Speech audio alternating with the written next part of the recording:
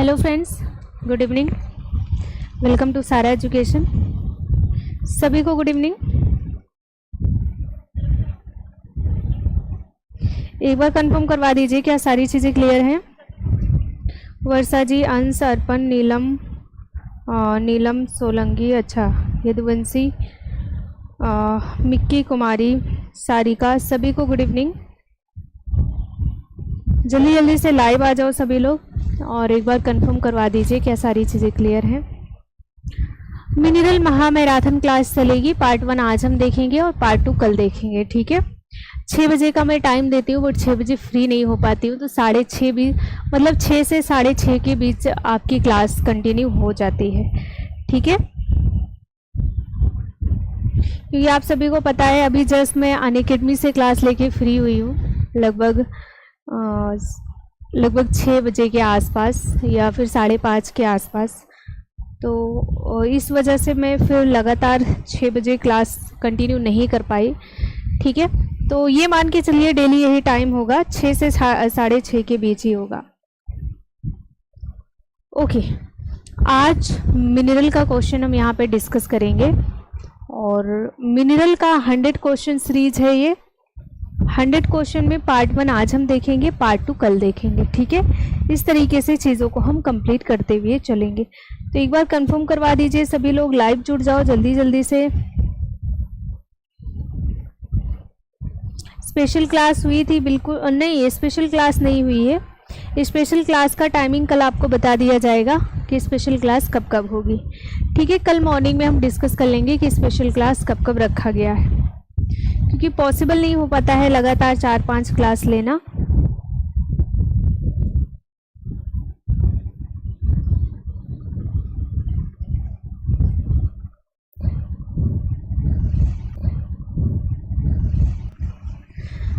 अब स्वनियोजक क्या है बताइए। स्वनियोजक क्या होता है? क्या इन्हें रंग के लिए जोड़ा जाता है या फिर ये तांबा, लोहा आदि धातुओं के साथ एक जटिल आयन का निर्माण करते हैं? उन्हें भोजन को स्थिर रखने के लिए जोड़ा जाता है, ये भोजन को ऑक्सीकृत रखते हैं, क्या होगा? ये बिल्कुल 100 क्वेश्चन सीरीज है, पूरा का पूरा आपका जो मिनरल है ना इसी में कवर हो जाएगा। तो जो स्वनियोजक होते हैं ये तांबा, लोहा आदि धातुओं के साथ एक जटिल आयन का निर्माण करते हैं, ठीक है। बी वाला क्वेश्चन, बी वाला ऑप्शन करेक्ट है। अभिकथन और रीजन है, असर्शन और रीजन है। बहुत इजी सा क्वेश्चन है, देखिए। पूछा गया असर्शन, आयोडीन का अत्यधिक अंतर्ग्रहण या सेवन नुकसान कर सकता है। अगर आप आयोडीन का अमाउंट ज़्यादा लेते हैं तो क्या कोई इसका साइड इफेक्ट देखने को मिलता है या नहीं। रीज़न है, अतिरिक्त आयोडीन थायराइड हार्मोन के संश्लेषण में अवरोध पैदा करता है और जिससे हमें प्रॉब्लम क्रिएट हो सकती है।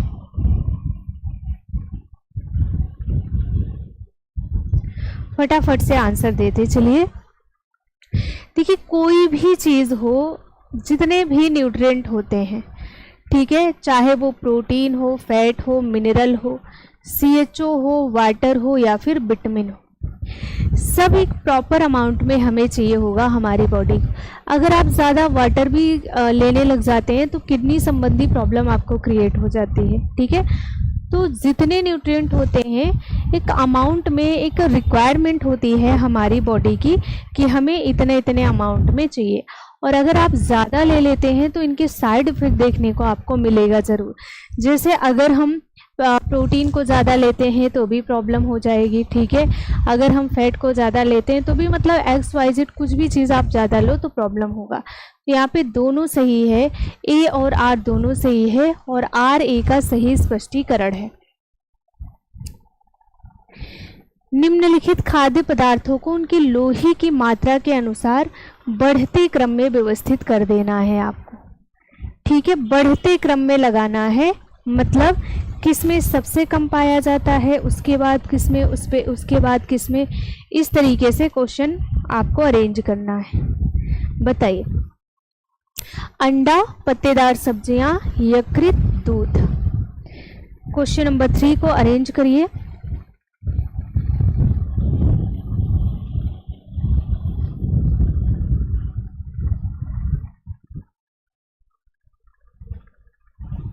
पूछा क्या गया है, बढ़ते क्रम में लगाना है। ठीक है, बढ़ते क्रम में पूछा गया है, ये चीज भी ध्यान रखो। मतलब सबसे कम किस में पाया जाता है, उसके बाद किस में, उसके बाद किस में, उसके बाद किस में, सबसे ज्यादा वाला सबसे लास्ट में लिखना है। ठीक है, बहुत बढ़िया।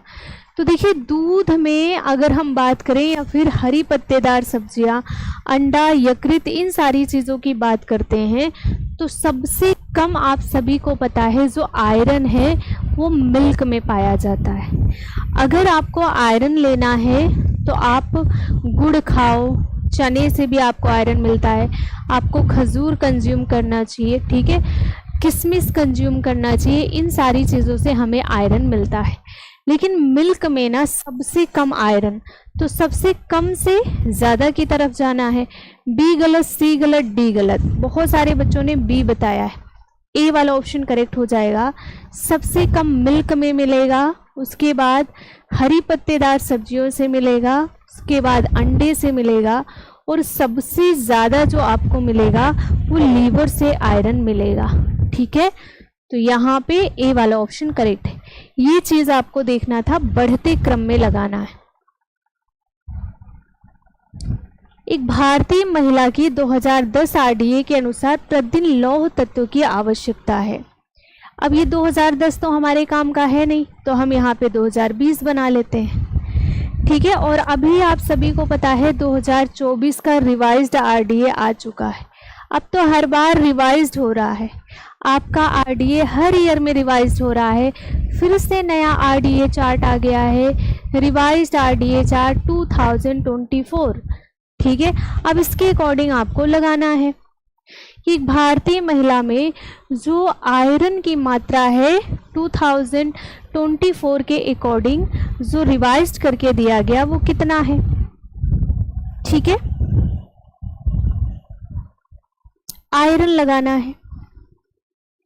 चलिए, यहाँ पे जो 2024 का रिवाइज्ड आरडीए है उसके अकॉर्डिंग मैं अगर आपको बताऊं तो अडल्ट को चाहिए कितना, जो अडल्ट फीमेल है उसे 29 चाहिए, अडल्ट फीमेल जो है उसे 29 mg पर डे के हिसाब से चाहिए। जो प्रेग्नेंट लेडी है उन्हें कितना चाहिए, 27। यह आपका रिवाइज्ड आरडीए 2024 बोल रहा है, मैं नहीं बोल रही हूँ। ठीक है, उसके बाद जो लैक्टेटिव वुमेन होती हैं उन्हें कितना चाहिए, 23 mg पर डे के हिसाब से चाहिए। ठीक है, तो ये रहा हमारा आरडीए जो अभी बताया जा रहा है आपको, जो अभी 2024 का रिवाइज्ड करके अपलोड किया गया है। अडल्ट फीमेल को 29, प्रेगनेंसी में 27 और लैक्टेसी में 23। ठीक है, इस चीज़ को आपको ध्यान रखना है।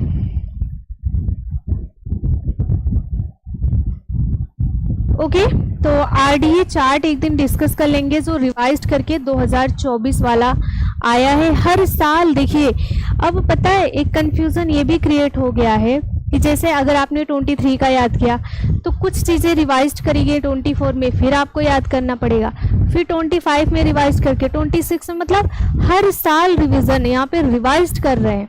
और पहले 2010 के बाद लगातार 2020 में चेंज हुआ था, तो इसे याद करने में भी हमें तकलीफ नहीं हुई, प्रॉब्लम नहीं हुई। अब तो हर बार डेटा चेंज किया जा रहा है, तो थोड़ी सी प्रॉब्लम क्रिएट हो सकती है आरडीए को लेकर के। ठीक है, रिवाइज्ड आरडीए 2024 आपसे ये बोल रहा है, निम्न में से कौन सा अमीनो मनुष्य के लिए आवश्यक है। मतलब आपसे यहाँ पे एसेंशियल अमीनो एसिड पूछा गया है। और अगर आप लोग पढ़ना चाहते हैं ना रिवाइज्ड आरडीए 2024, गूगल पर आप डालेंगे ना अपने आप पूरा का पूरा चार्ट आ जाएगा, उसको आप देखिए, एक एक चीज़ को पढ़िए अच्छे से, आप खुद पढ़ सकते हैं। ठीक है, आपको कहीं जाने की ज़रूरत नहीं, गूगल पर डालो, तुरंत फटाक से आपके सामने चार्ट ओपन हो जाएगा। डाउनलोड का ऑप्शन भी आ रहा है, डाउनलोड भी कर सकते हैं आप। कौन सा अमीनो मनुष्य के लिए आवश्यक है, methionine, serine, tyrosine, cysteine. RDA chart कहाँ पे मिलेगा, गूगल पर जाइए, रिवाइज्ड आरडीए 2024 डालिए आप, आपके सामने पूरा का पूरा चार्ट ओपन हो जाएगा, क्या क्या ऐड किया गया है, क्या निकाला गया है, क्या नया जोड़ा गया है, पूरा का पूरा ऊपर से नीचे लिस्ट आप पढ़ सकते हैं। ठीक है, कहीं जाने की जरूरत नहीं है। कौन सा अमीनो अम्ल आवश्यक है?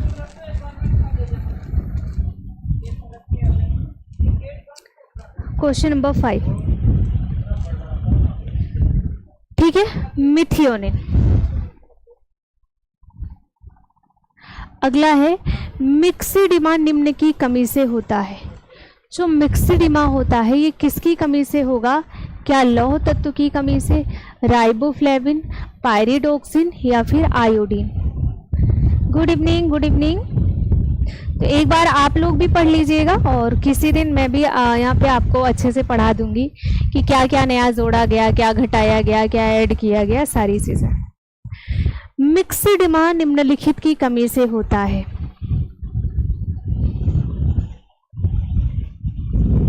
आप लोग बस फोकस करते चलो अपने अपने पढ़ाई पर, मेन वो है। ठीक है,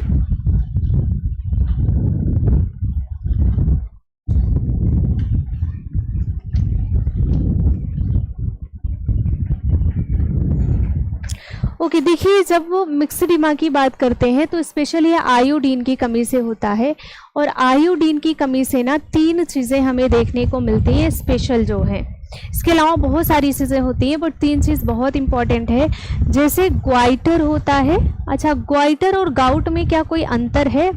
एक बार आप कमेंट करके बता दीजिएगा कि ग्वाइटर और गाउट में क्या कुछ अंतर है। ग्वाइटर आप देखते हैं जिसे आप गलगंड कहते हैं, स्पेशली ये फीमेल में होता है। ठीक है, जो हमारे यहाँ की हड्डी होती है वो फूल जाती है, जिससे ये यहाँ पे एक ऐसे फूला सा महसूस होता है जिसे हम घेघा रोग का नाम देते हैं। क्रिटिनिज्म होता है, क्रिटिनिज्म। ये क्रिटिनिज्म किस में होता है तो आपको बताना है।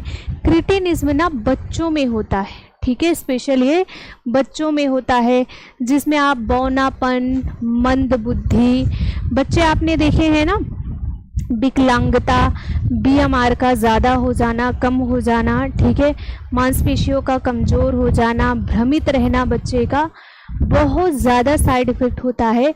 अब क्रिटिनिज्म कब होता है बच्चे में? जब एक लेडी प्रेग्नेंट होती है, प्रेगनेंसी के समय जब उसे आयोडीन का अमाउंट प्रॉपर तरीके से नहीं मिल पाता है, तब उसके बच्चे में हो जाता है क्या? क्रिटिनिज्म। क्रिटिनिज्म में क्या क्या होता है? जैसे आप यहाँ पे बौनापन देख सकते हैं, बच्चा बौना हो जाएगा, बढ़ेगा नहीं। मंद बुद्धि आप देखेंगे, ठीक है, बेचारे की बुद्धि कमज़ोर हो जाएगी। बच्चा विकलांग भी हो सकता है, ठीक है। साथ ही साथ बच्चे की जो मांसपेशियां हैं वो अविकसित रह जाती हैं। मांसपेशियां जो है वो क्या होती हैं? बिल्कुल अविकसित हो जाती हैं, कमज़ोर हो जाती हैं। ये चीज़ें देखने को मिलती हैं।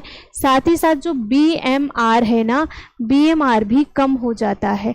बेसल मेटाबॉलिक रेट जिसे आप कहते हैं, ठीक है, बेसल मेटाबॉलिक रेट जो है ये भी क्या होता है? बच्चे का कम हो जाता है। और तीसरा जो पॉइंट है वो क्या होता है? मिक्सिडिमा होता है, ठीक है। और ये जो मिक्सिडिमा होता है ये वयस्कों में होता है। स्पेशल किस में होगा? वयस्कों में होगा।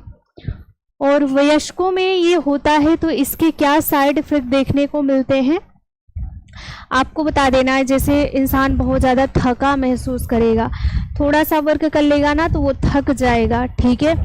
तापमान बॉडी का बहुत कम हो जाता है, शरीर में सूजन, ओडिमा जैसी कंडीशन देखने को मिलती है। ये सारी चीज़ें देखने को हमें मिलती हैं, ठीक है। तो आयोडीन की डिफिशियंसी से। अच्छा, गाउट और ग्वाइटर की बात हमने की थी। गाउट गठिया को कहते हैं, बहुत बढ़िया। जो गाउट है ना ये गठिया रोग को कहते हैं। जब जोड़ों में बहुत ज़्यादा पेन होने लगे तो उसे गाउट कहते हैं, ठीक है। डरने वाली बात नहीं है भाई। एस्टेट जो है इसका जो लेबल है आपका यही लेबल है, सेम, ठीक है। तैयारी बढ़िया से करो, डर डर काहे का। ठीक है, चलिए आगे बढ़ते हैं। कैल्शियम अवशोषण के अवरोध के निम्नलिखित कारक कौन कौन से हैं? अवरोध, एक तो अवशोषण में सहायता करता है, दूसरा अवशोषण में बाधा पैदा करता है। तो जो बाधा पैदा करने वाले कारक हैं वो कौन से हैं? ऑक्जेलिक अम्ल है, प्रोटीन है, कैफीन है, फाइटिक अम्ल है, लैक्टोज है। बताइए।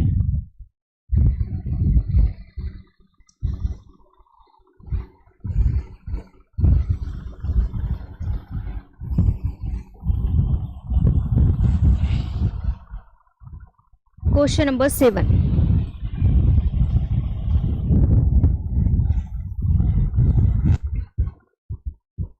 देखिए, जो ऑक्जेलिक अम्ल है ये कैल्शियम का अवशोषण नहीं होने देगा।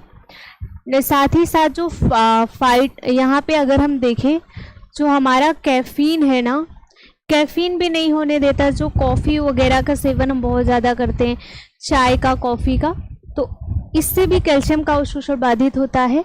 और जो इसके साथ जो फाइटिक अम्ल है ये भी अवशोषण नहीं होने देता। तो सी वाला ऑप्शन बिल्कुल करेक्ट है। पोटेशियम की प्लाज्मा सांद्रता है कितनी होती है? Question number 8। पार्ट 1 आज हम देखेंगे और पार्ट 2 कल देखेंगे। कल भी सेम टाइम 6:30 के लमसम क्लास स्टार्ट होगी। ठीक है, तो आपका जो मिनरल वाला पार्ट है पूरी तरीके से कंप्लीट हो जाएगा। कितनी होती है 1.2 से लेकर के 5.0? आयोडाइज्ड के 10 ग्राम से कितना माइक्रोग्राम आयोडीन मिलेगा? क्या 150, 140, 130 या फिर 120? जो आप आयोडीन युक्त नमक खाते हैं उसके 10 ग्राम से आपको कितना आयोडीन प्राप्त होता है? Question number 9।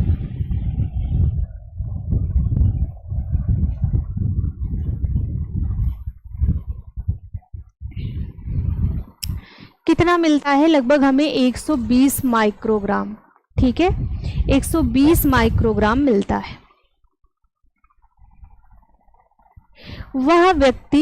वह युक्ति जो सोडियम, पोटेशियम और कैल्शियम जैसे कुछ धातु आयनों की सांद्रता को निर्धारित करने के लिए जैव रसायन विश्लेषण में प्रयुक्त होती है, वो क्या है? Phyto electric flame photometer, fluorescence spectroscopy, photometer या फिर इनमें से कुछ भी नहीं। Question number 10।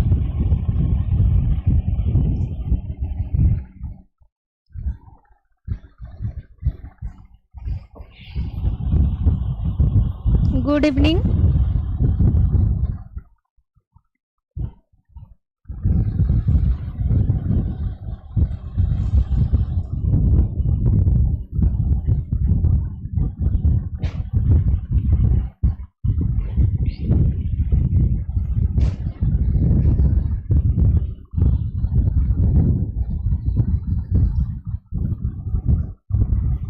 ठीक है, फटाफट आंसर बताते चलिए आप सभी लोग।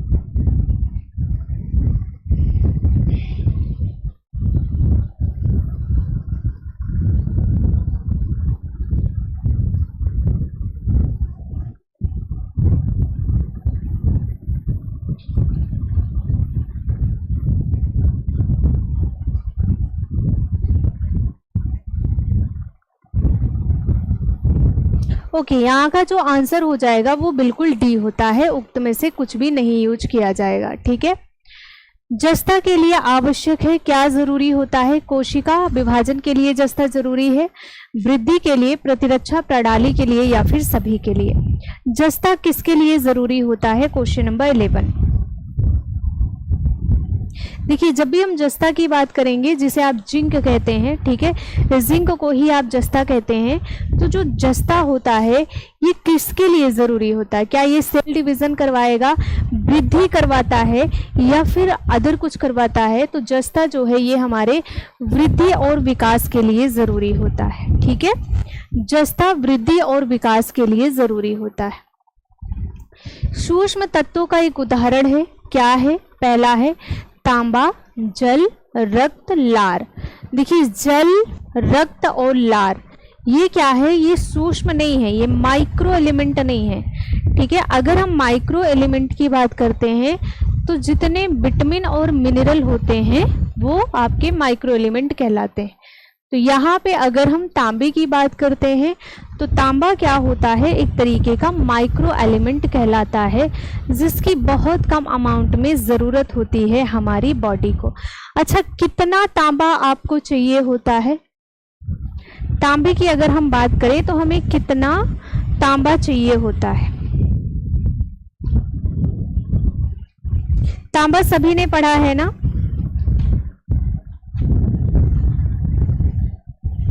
बताइए एक हेल्दी पर्सन के लिए तांबा कितना ज़रूरी होता है, या फिर कितने % तांबा की ज़रूरत होती है, जिसे आप कॉपर कहते हैं, एक हेल्दी पर्सन के लिए, ठीक है। देखिए अगर हम एक हेल्दी पर्सन की बात करते हैं तो लगभग 100 से 150 माइक्रोग्राम की आवश्यकता होती है। 100 से लेकर के 150 माइक्रोग्राम की आवश्यकता होती है। ये कितना छोटा सा अमाउंट है एक हेल्दी पर्सन के शरीर में, इतना अमाउंट में जो तांबा है वो पाया जाता है, ठीक है। इतने अमाउंट में तांबा पाया जाता है, इससे ज़्यादा तांबा की आवश्यकता हमें नहीं होती है, ठीक है ना। और जो तांबा होता है ये 2 रूपों में पाया जाता है, हीमोक्यूप्रिन के रूप में और सेरुलोप्लाज्मिन के रूप में हमारी बॉडी में मौजूद होता है।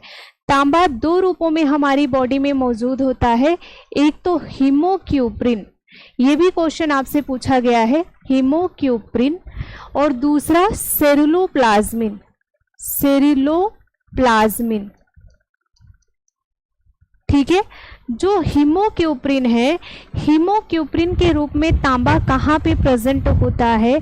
तो आपको बता देना है, ये हीमोक्यूप्रिन के रूप में हमारे शरीर में ये आरबीसी में प्रेजेंट होता है, ठीक है, आरबीसी में प्रेजेंट होता है, और सेरुलोप्लाज्मिन के रूप में ये प्लाज्मा में प्रेजेंट होता है, ठीक है, प्लाज्मा में प्रेजेंट होता है। हम डेली की बात नहीं कर रहे हैं, यहाँ पे टोटल अमाउंट हमारी बॉडी में जो कॉपर का होता है वो कितना होता है, तो आपको बताना है 100 से 150 माइक्रोग्राम। अधिक अंशांशों पर लंबे समय तक रहने से गहन हो सकता है क्या? Question number 13। फटाफट कमेंट करते चलो सभी लोग, ओके।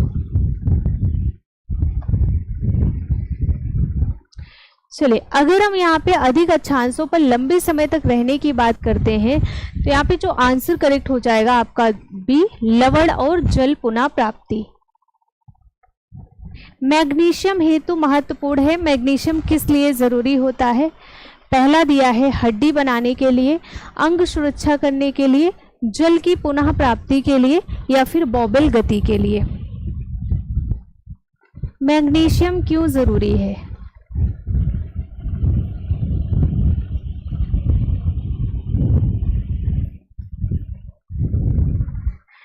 मैग्नीशियम की जरूरत होती है हड्डी को बनाने के लिए। ओस्टियोपोरोसिस होनी आयु संबंधित परिवर्तन हो सकता है जो के कारण होता है। जो ओस्टियोपोरोसिस है ये किसके कारण हो सकता है? बढ़ा हुआ एस्ट्रोजन, घटा हुआ एस्ट्रोजन, बढ़ा हुआ कैल्शियम अवशोषण, बढ़ा हुआ विटामिन सी ग्रहण, ठीक है। ओस्टियोपोरोसिस जो होता है स्पेशल, अगर हम ओस्टियोपोरोसिस की बात करते हैं तो ये किसकी वजह से होता है? आपने पढ़ा है ये जब विटामिन डी की कमी होती है स्पेशल तब होता है। और विटामिन डी की कमी से क्या क्या होता है? बच्चों में रिकेट्स हो जाता है, ठीक है। ओस्टियोपोरोसिस वृद्धों में होता है, वयस्कों में क्या होता है, ओस्टियोमलेशिया होता है, ओस्टियोमलेशिया हो जाता है, ठीक है। और जो वयस्क जो हमारे वृद्ध होते हैं, वृद्धों में क्या होता है, ओस्टियोपोरोसिस हो जाता है। बट यहाँ पे आपका ये चीज़ नहीं दिया गया है, विटामिन डी स्पेशल की कमी के बारे में कोई भी बात यहाँ पे नहीं की गई है। आपका ऑप्शन ही अलग तरीके से बना हुआ है। ओस्टियोपोरोसिस होनी आयु संबंधित परिवर्तन की वजह से होता है। तो ऐसा क्या है जिसके बढ़ने या घटने से भी ओस्टियोपोरोसिस संभव हो सकता है? जल्दी जल्दी से आंसर मेंशन करिए सभी लोग। बहुत बढ़िया। तो जब हमारा एस्ट्रोजन उत्पादन कम हो जाता है, एस्ट्रोजन क्या है कमेंट बॉक्स में मेंशन कर दीजिएगा, एस्ट्रोजन क्या है, ठीक है। तो भी हमें ओस्टियोपोरोसिस हो जाता है। ये एज की वजह से, मतलब एज जैसे जैसे आगे बढ़ती है वैसे वैसे एस्ट्रोजन, प्रोजेस्टेरॉन या फिर जितने हमारे सेक्स हार्मोन होते हैं इनका रिलीज होना जब कम होता है तो भी इसका इफेक्ट हमारे हड्डियों पर पड़ता है। एस्ट्रोजन उत्पादन की कमी से भी ओस्टियोपोरोसिस होता है, जो कि वृद्धावस्था में होता है। हड्डियों में छेद का होना, हड्डियों में क्या हो जाता है, छेद हो जाता है, ठीक है, जिससे हड्डियां बिल्कुल सॉफ्ट हो जाती हैं, मतलब बिल्कुल कमज़ोर हो जाती हैं। जख्म भरने में निम्नलिखित तत्व शामिल हैं, कैल्शियम, सोडियम, जस्ता, मैग्नीशियम।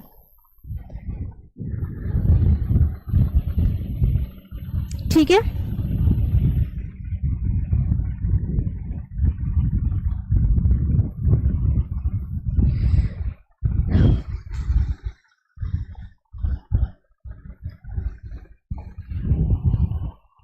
जख्म भरने में निम्नलिखित तत्व शामिल होता है। तो जख्म भरने के लिए सबसे ज़्यादा जो यूज किया जाता है, जो हर बार क्वेश्चन पूछा गया है, वो आपका विटामिन सी बोला गया है। बट विटामिन सी के अलावा भी जो जिंक होता है, जो जस्ता होता है, ये भी क्या करता है, जख्म को भरने में हेल्प करता है, ठीक है। और जब जस्ता की कमी होती है तो क्या होता है, हाइपोग्यूसिया नामक बीमारी होती है। हाइपोग्यूसिया, कितने लोग बता सकते हैं हाइपोग्यूसिया क्या होता है? ठीक है, चलिए आगे बढ़ते हैं। चूने वाला पान खाने से का ग्रहण अधिक होता है? क्या कैल्शियम, फास्फोरस, लोहा या फिर ऊपरी का कोई नहीं? अगर आप चूने वाला पान खाते हैं तो आपकी बॉडी में किस चीज का अमाउंट बढ़ेगा? तो कैल्शियम बढ़ता है, ठीक है। चूने वाला पान खाने से कैल्शियम का अमाउंट बॉडी में बढ़ने लग जाता है, मतलब ग्रहण क्षमता इसकी जो है वो बढ़ने लग जाएगी। आयोडीन की कमी से होने वाला रोग है, क्या है? रतौंधी है, वेरी वेरी है, ओस्टियोपोरोसिस है या फिर ग्वाइटर है?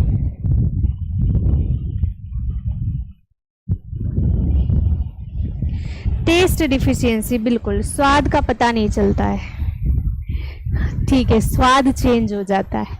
देखिए रतौंधी जो होता है ये विटामिन ए डिफिशियंसी, ठीक है। Very very vitamin B deficiency, vitamin B deficiency special vitamin B1। Osteoporosis vitamin D deficiency. Goitre जो लिखा गया है आयोडीन डिफिशियंसी, ठीक है। ग्वाइटर जिसे आप गलगंड कहते हैं, जिसे आप घेंघा रोग कहते हैं, उसी को ग्वाइटर कहा गया है। मानव शरीर में जिंक का मुख्य कार्य है, क्या है? क्या ये हीमोग्लोबिन बनाने का काम करता है? डीएनए और आरएनए का संश्लेषण करेगा, दृष्टि के लिए जरूरी है, हड्डियों को स्वस्थ रखने के लिए जरूरी है।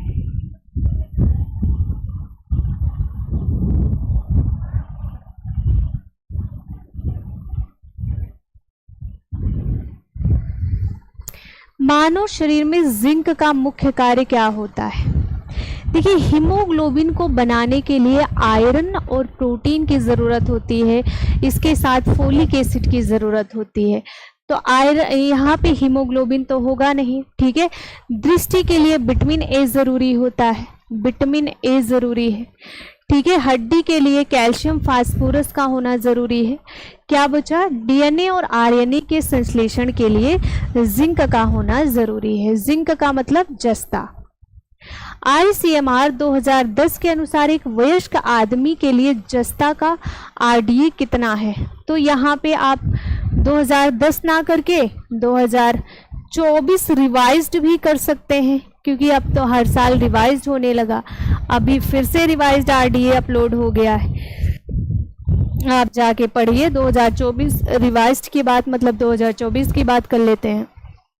कितना चाहिए एक वयस्क आदमी के लिए? जिंक जो जस्ता है वो कितना चाहिए?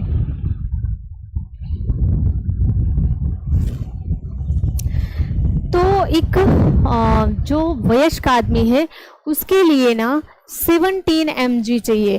ठीक है, रट लीजिए इसको, आपका रिवाइज्ड RDA कहता है ये। ठीक है, 17 mg चाहिए होगा। अब आपको हर साल RDA याद करना होगा। बहुत सारी चीज़ें बिल्कुल सेम होती हैं, बट बहुत सारी चीज़ें बदलती हैं। आयोडीन खाने से बचाव मिलता है किससे? रक्तहीनता नहीं होगी, स्कर्वी नहीं होगा, फ्लोरोसिस नहीं होगा, गिलगंड नहीं होगा। हाँ बिल्कुल 17 mg चाहिए।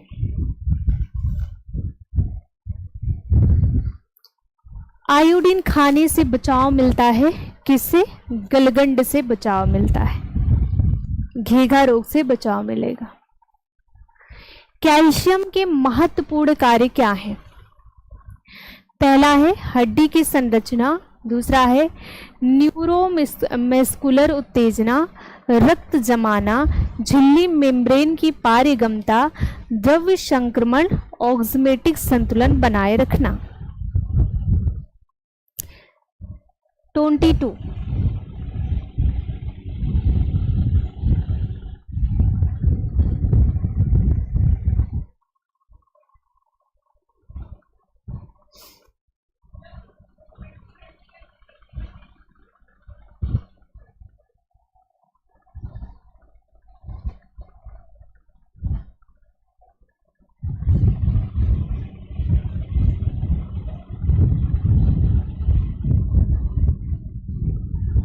ठीक है।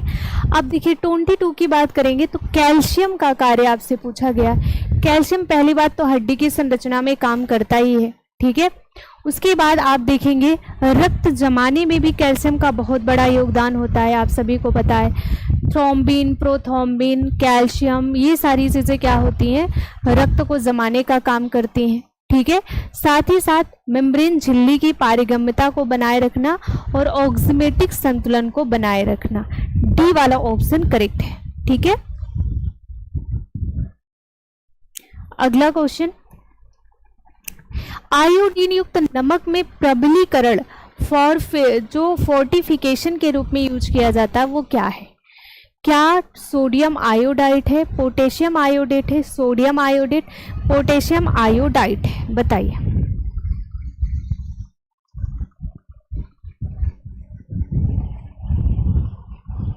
(23) आयोडीन युक्त नमक में फोर्टिफिकेशन के रूप में किसका इस्तेमाल किया जाता है? ये क्वेश्चन कई बार अलग अलग एग्जाम में रिपीट हुआ है, तो पोटेशियम आयोडेट का इस्तेमाल करते हैं। असेशन रीजन का क्वेश्चन है, आयोडीन का अत्यधिक अंतर्ग्रहण मिलीग्राम सेवन नुकसान कर सकता है। रीजन है अतिरिक्त आयोडीन थायराइड हार्मोन के महत्व संश्लेषण में अवरोध पैदा करता है। 24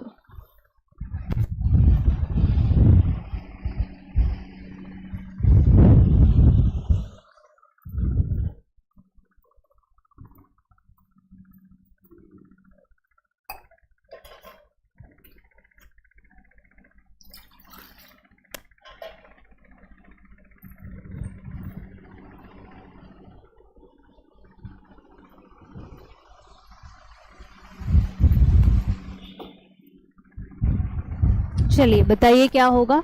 तो बिल्कुल यहाँ पे दोनों सही है।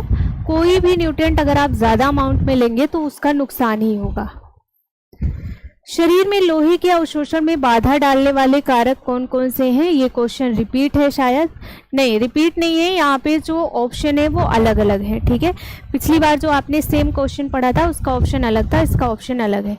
आमाशय के अम्ल तत्व की कमी, ठीक है, एस्कॉर्बिक एसिड, पशुजन्य प्रोटीन, फाइटिक एसिड, टैनिन्स, बिल्कुल अलग ऑप्शन है। 25।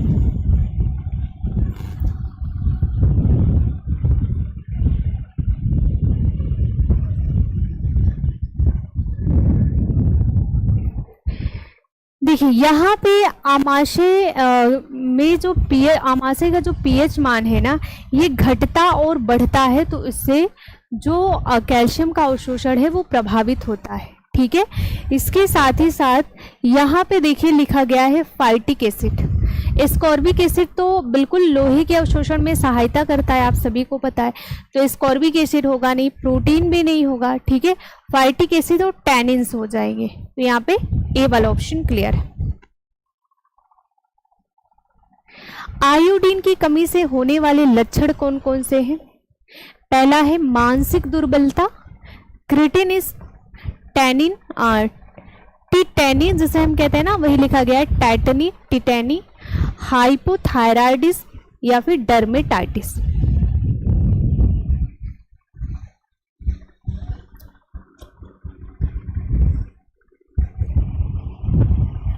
हाइपोथायराइडिज्म का मतलब क्या होता है? जो थायराइड हार्मोन है उसका सिक्रेशन कम होना ही हाइपोथायराइडिज्म कहलाता है।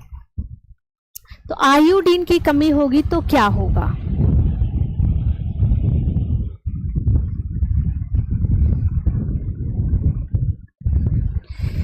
देखिए आयोडीन की जब कमी हो जाएगी तो पहले तो मानसिक दुर्बलता बच्चों में होगा, क्रेटिनिज्म जो है ये वयस्कों में होगा। ठीक है, और साथ ही साथ हाइपोथायराइड्स में हो जाएगा। तो कौन सा ऑप्शन यहाँ पे करेक्ट है आपका? 1, 2 और 4, मतलब बी वाला ऑप्शन करेक्ट है। ICMR 2010 द्वारा 15 वर्षीय लड़की के लिए दी गई लौह तत्व की पौष्टिक आवश्यकता। ठीक है, अब यहाँ पे 2010 तो पढ़ेंगे नहीं, सीधे 2024 कर लीजिए। बताइए,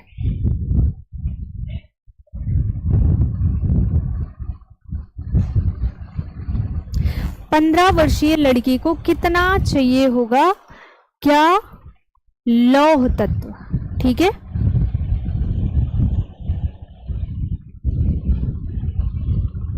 आंसर बताइए।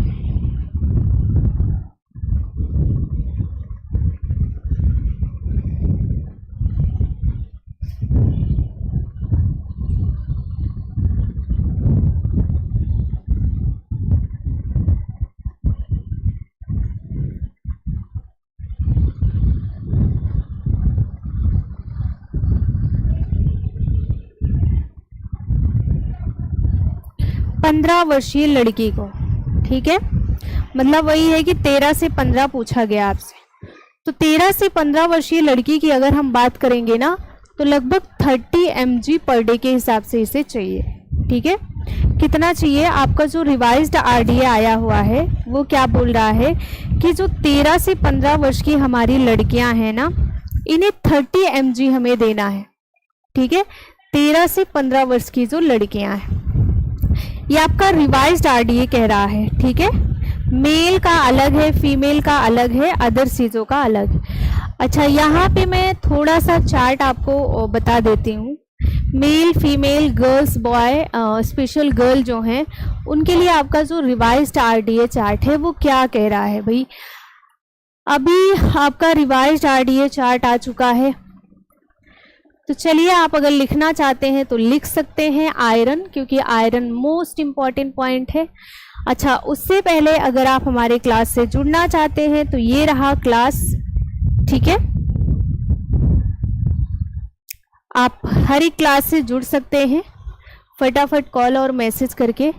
अगर हम RDA चार्ट की बात करें, रिवाइज्ड RDA, ठीक है, रिवाइज्ड RDA 2024, और क्या देख रहे हैं हम? आयरन।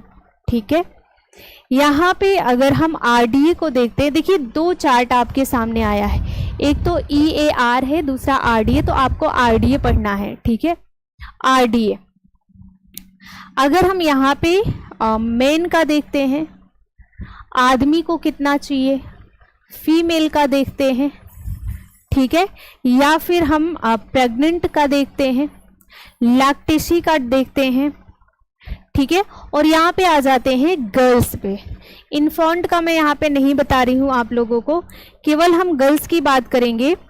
13 से 15 वर्ष की जो लड़कियां हैं, 13 से 15 वर्ष की जो गर्ल्स हैं, ठीक है, या फिर 16 से 18 वर्ष की जो गर्ल हैं, इनको कितना कितना कंज्यूम करना है। तो चलिए, जब भी हम मेन की बात करते हैं ना, तो आदमियों को चाहिए 19 mg पर डे।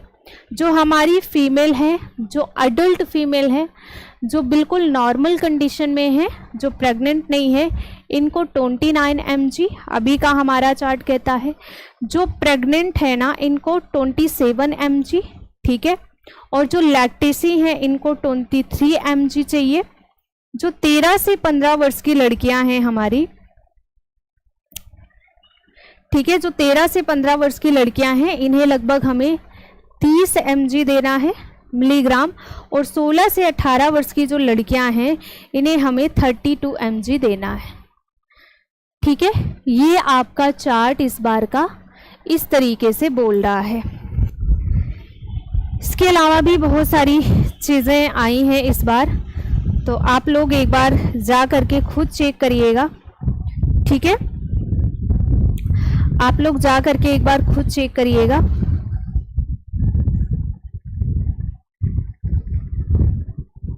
चलिए, क्लियर है, आगे बढ़ते हैं। एक बार आप लोग खुद चेक कर लिया करो ना भाई। देखिए, करना क्या है, आपको जाना है कहाँ पे, गूगल पे जाना है, रिवाइज्ड आरडीए 2024 डालना है, बस, और कुछ भी नहीं करना, ठीक है। अगला है क्वेश्चन 28 है, सूची 1 को सूची 2 के साथ आपको मैच करवा देना है। Folic acid, zinc, calcium, iodine, riboflavin, और यहाँ पे एक पॉइंट और डालना पड़ेगा, ठीक है। टिटेनी है, माइक्रोसेटिक एनीमिया है, चिलोसिस है, काइलोनीचिया है, मैंगलोब्लास्टिक एनीमिया है, और हाइपोग्यूसिया लिख लीजिए, ठीक है, हाइपोग्यूसिया। अब आप मैच करेंगे तो चीजें मैच हो जाएंगी। बताइए,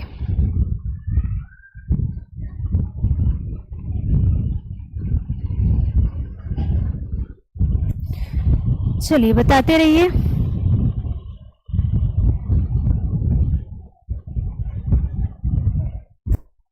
सूची 1 को सूची 2 के साथ आपको मैच कर देना है।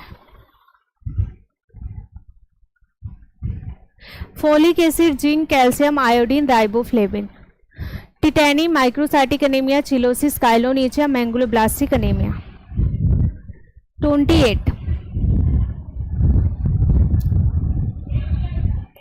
ठीक है।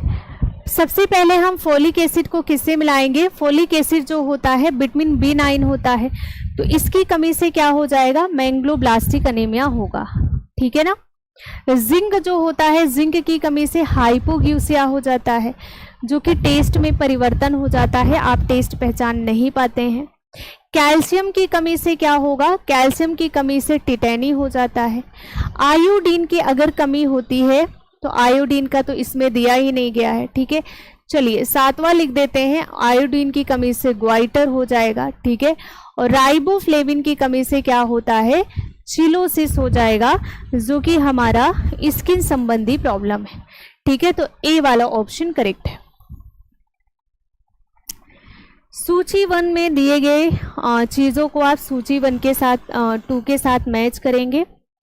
Phytochemical, alpha lipoic acid, flavonoids, glutathione, selenium. टमाटर, ग्रीन चाय, आलू, हल्दी, ब्रोकली, समुद्री खाद्य पदार्थ, एस्पैरागस। देखकर आंसर बताइए क्या होगा। 50 क्वेश्चन आज देखेंगे और 50 क्वेश्चन कल।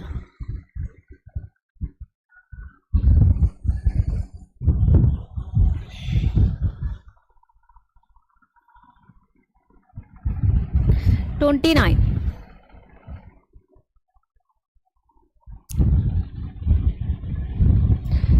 ठीक है, देखिए कुछ चीज़ें तो आपको बिल्कुल ऐसे रटी होंगी, अब कुछ चीज़ें जो रट गई होंगी उसको अगर आप पहले मिला के देखेंगे तो भी आपको मिल जाएगा। जैसे सेलेनियम आपने देखा होगा समुद्री खाद्य पदार्थों में पाया जाता है, ये चीज़ें सभी को रटी होंगी। जैसे अगर हम लिनोलेरिक एसिड की बात करते हैं, लिपोलिक एसिड की बात करते हैं, लाइकोपिन की बात करते हैं, तो कुछ चीज़ें सभी को रटी हैं। जैसे सेलेनियम आपको रटा है कि समुद्री खाद्य पदार्थ में पाया जाता है।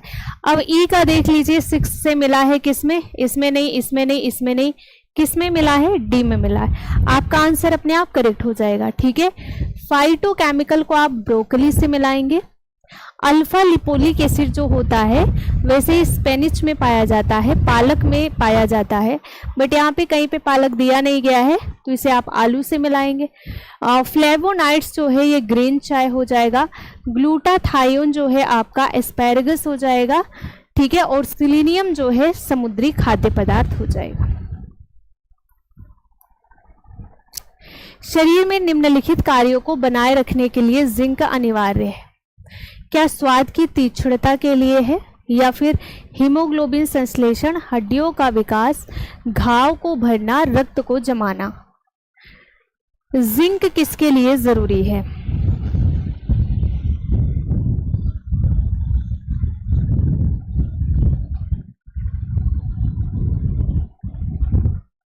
थर्टी नंबर का आंसर।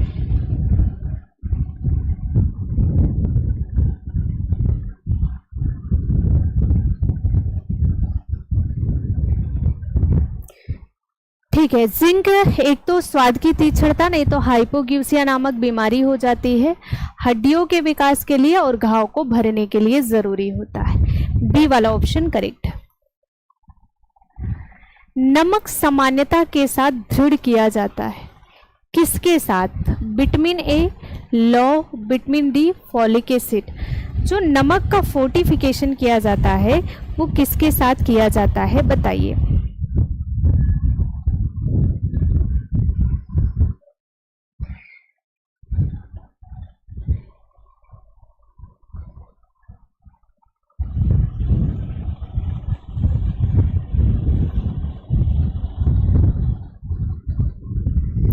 बहुत अच्छा, क्या होगा यहाँ पे? तो एक तो हो जाएगा आयरन, ठीक है, और दूसरा हो जाएगा फोलिक अम्ल। नमक सामान्यता दृढ़ किया जाता है, बी वाला ऑप्शन करेक्ट है।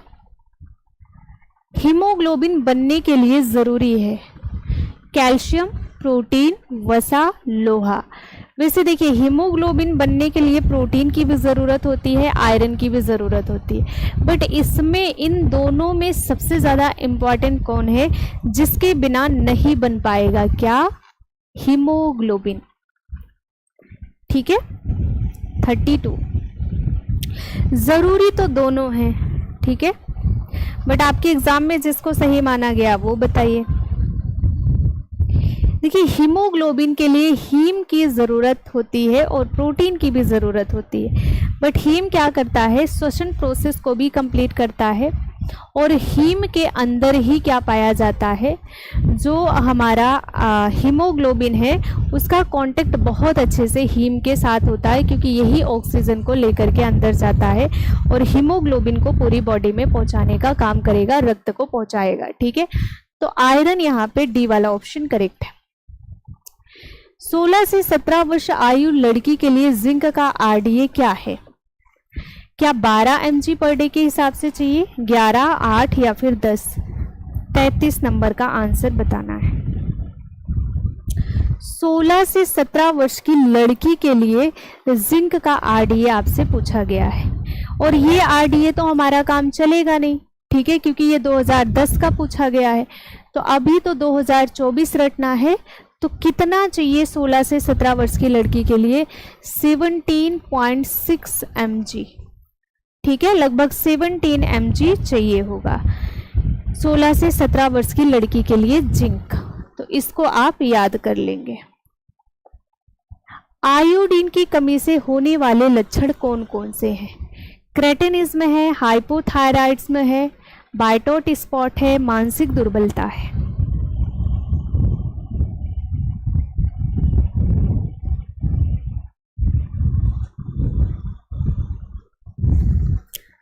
आयोडीन की कमी से क्या होता है? क्रेटिनिज्म, हाइपोथायराइडिज्म, मानसिक दुर्बलता। बाइटोट स्पॉट जो है ये विटामिन ए डिफिशियंसी डिसऑर्डर है। तो ए, बी एंड डी वाला ऑप्शन करेक्ट है। ए, बी एंड डी, ए वाला ऑप्शन करेक्ट है। लोहे की कमी विकसित होने में आने वाले चरणों को सही क्रम से लगाइए। अगर आयरन डिफिशियंसी होती है बॉडी में तो क्या होगा? सबसे पहले क्या होगा, उसके बाद क्या होगा, उसके बाद लोहे की कमी से एरिथ्रोपाइसिस होगा, एनीमिया होगा, सबसे पहले मात्रा कम होगा या फिर क्या होगा?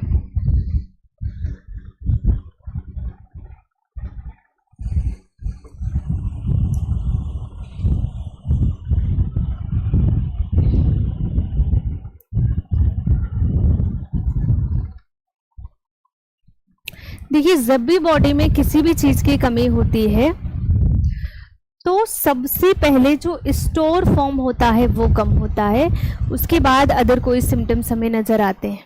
ठीक है, तो देखिए सबसे पहले तो आयरन डिफिशियंसी होगी, मतलब जो इसका स्टोर फॉर्म है वो कम होगा, उसके बाद एरिथ्रोपाइसिस और लास्ट में अनीमिया हो जाएगा। खाद्य पदार्थों को कैल्शियम की मात्रा के अनुसार अधिक से कम मात्रा के क्रम में लगाए गए विकल्पों का चयन कीजिए। मतलब सबसे ज्यादा किस में पाया जाता है उसको सबसे पहले, उसके बाद सबसे कम किस में पाया जाता है उसको आपको बाद में लगाना है। तो क्या रागी, चावल, दूध, पालक होगा, या फिर दूध, रागी, पालक, चावल होगा, या फिर क्या होगा, देखकर बताइए। सबसे ज्यादा से कम की तरफ जाना है, डिसेंडिंग ऑर्डर में लगाना है आपको।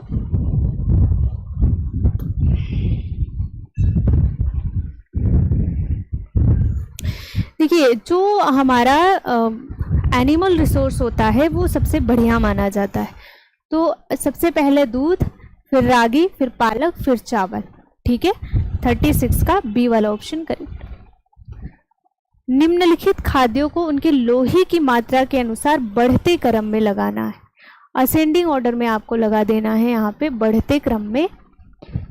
तो सबसे कम किस में पाया जाता है, इस तरीके से आपको यहाँ पे लगाना। उसके बाद ज़्यादा ज़्यादा ज़्यादा सबसे ज़्यादा अंडा, हरी पत्तेदार सब्जियां, लीवर, दूध। क्या है, आयरन की बात करी गई है। आयरन को बढ़ते हुए क्रम में लगाइए।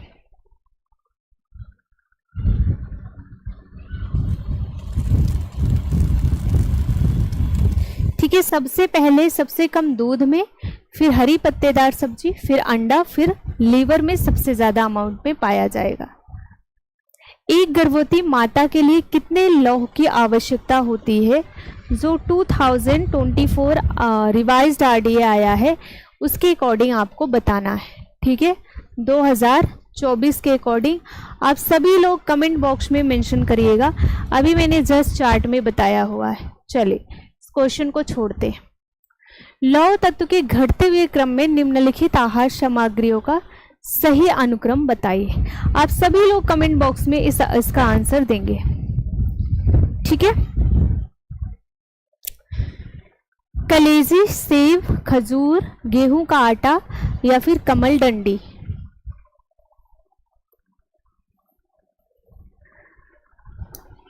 लौह तत्व के घटते हुए क्रम को लगाना है। ठीक है, लौह तत्व के घटते हुए क्रम को लगाइए। 39।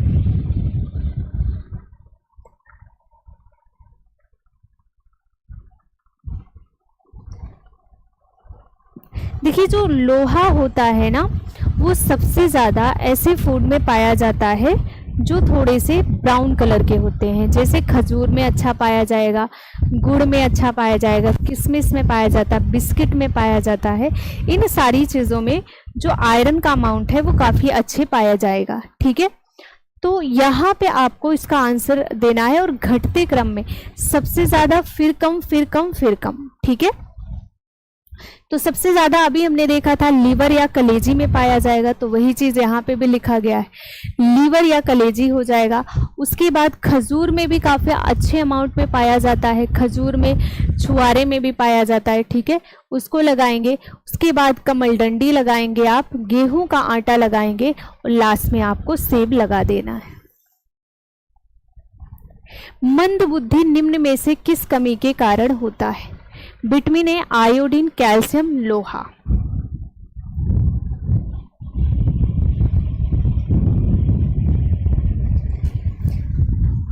मंद बुद्धि किसकी कमी से होगा? विटामिन ए की कमी से रतौंधी जैसी चीजें होती हैं, आंखों से संबंधित। कैल्शियम की कमी से हड्डियों से संबंधित। आयरन की कमी से एनीमिया हो जाएगा। बचा क्या? आयोडीन। आयोडीन की कमी से मंद बुद्धि देखने को मिलता है। देह में लौह अवशोषण के जानने माने या प्रसिद्ध बढ़ावक या इनहेंसर कौन कौन से हैं? मतलब कौन कौन से ऐसे तत्व हैं जो आयरन के अवशोषण को बढ़ाएंगे? एस्कॉर्बिक एसिड होता है, फॉलिक एसिड है, लैक्टोफेरिन है या फिर पॉलीफेनोलस है। ठीक है, 41 का आंसर।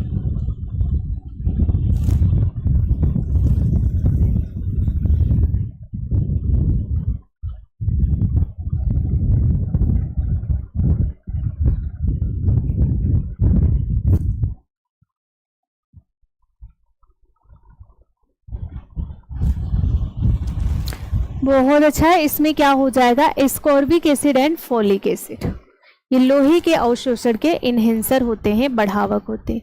आहार में लौह की जैव उपलब्धता को निम्नलिखित तत्व बढ़ाते हैं। क्या आहारीय रेशा बढ़ाएगा, एस्कॉर्बिक एसिड बढ़ाएगा, पशु से प्राप्त प्रोटीन या फिर फाइटेट? 42।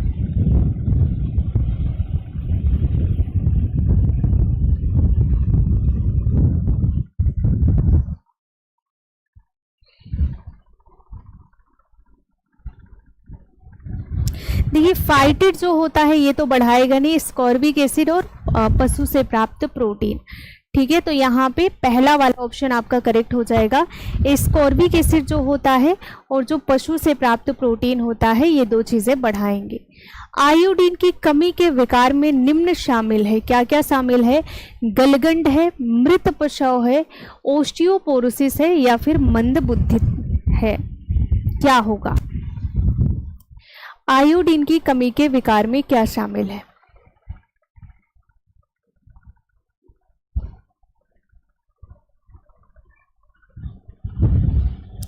ठीक है, अभी देखिए इसमें हमने ओस्टियोपोरोसिस देखा था, विटामिन डी डिफिशियंसी। ठीक है, गलगंड भी होता है आयोडीन से, मृत प्रसव भी होता है, मंद बुद्धि।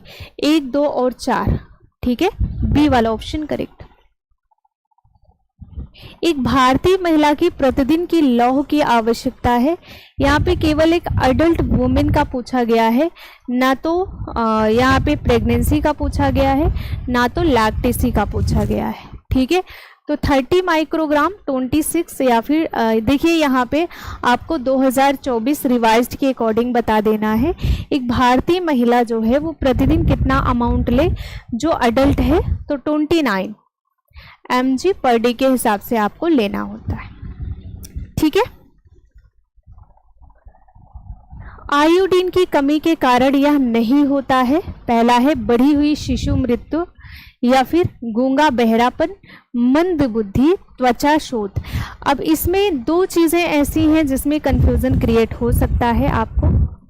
क्या देखिए, शिशु मृत्यु तो होता है, ठीक है, अगर आयोडीन डिफिशियंसी है तो मृत बच्चा पैदा होता है। ठीक है, मंद बुद्धि भी हो सकता है, होता है, त्वचा शोथ भी होता है। ठीक है, मतलब स्किन संबंधी प्रॉब्लम भी होती है। लेकिन गूंगा और बहरापन आपने कभी भी आयोडीन में नहीं पढ़ा है। पढ़ा है कभी क्या गूंगा बहरापन? आपने क्रेटिनिज्म में पढ़ा होगा कि त्वचा सूखी हो जाती है, खुरदुरी हो जाती है। कितने लोगों ने क्रेटिनिज्म को डिटेल में पढ़ा है? क्रिटिनिज्म को कितने लोगों ने डिटेल में पढ़ा है? अगर आपने पढ़ा है तो आपने उसमें स्पेशल पढ़ा होगा कि बालक जो होता है, बच्चा, वो सुस्त होगा, उदास होगा, उसकी जो स्किन है वो खराब हो जाएगी, स्किन सूखी हो जाती है, खुरदुरी हो जाती है, ठीक है, सारी चीज़ें आपने पढ़ी है। लेकिन आपने गूंगा और बहरापन ये कभी आयोडीन डिफिशियंसी में नहीं पढ़ा है। अच्छा, आपने एक चीज़ और पढ़ा है, बौना हो जाता है बच्चा, मंद बुद्धि होगा, लेकिन गूंगा बहरापन जैसी चीज़ें नहीं होती हैं। असर्शन रीजन का क्वेश्चन है, लास्ट चल रहा, आज हम केवल 50 क्वेश्चन ही देखेंगे, पार्ट 2 कल देखेंगे इसका। लौह लवण का शोषण बढ़ जाता है जब इसे विटामिन सी के साथ लिया जाता है। क्या असर्शन सही है? रीजन है एस्कॉर्बिक एसिड फेरिक को फेरस में बदल देता है। बताइए 46। एक बार क्रिटिनिज्म को ना डिटेल में पढ़िएगा। जितने बच्चों को ऐसा लगता है कि आप जो डर्मेटाइटिस है स्पेशल विटामिन बी में आपने पढ़ा है और स्पेशल विटामिन B2 में पढ़ा है, तो एक बार क्रिटिनिज्म को ना डिटेल पढ़िएगा, आपको अच्छे से पता चलेगा कि है क्या। 46 का आंसर बिल्कुल दोनों सही है, असर्शन एंड रीजन बिल्कुल दोनों सही है। 47 है, इनमें से किसमें कम मात्रा में सोडियम पाया जाएगा? एक डबल रोटी का टुकड़ा, एक कप दूध, एक चीज का टुकड़ा, एक अंडा।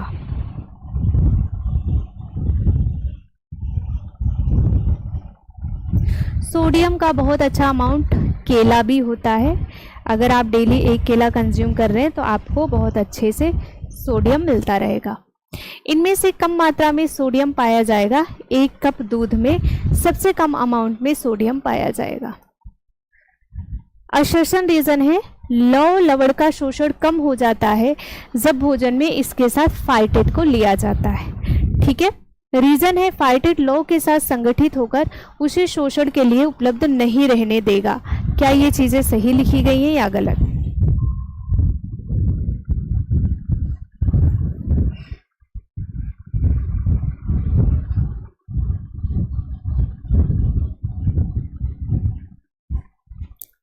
बिल्कुल दोनों सही है। अगर आप आयरन के साथ ना फाइटेट को ले लोगे तो आयरन का शोषण होगा ही नहीं, क्योंकि ये क्या करेगा, इसकी जो शोषण है इसका या फिर जो एब्जॉर्प्शन हो रहा है उसको प्रभावित करता है।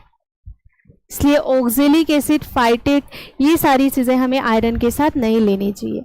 निम्नलिखित में से कौन सा ऑक्सीकरण रोधी है? Beta carotene, vitamin C, selenium या फिर सभी?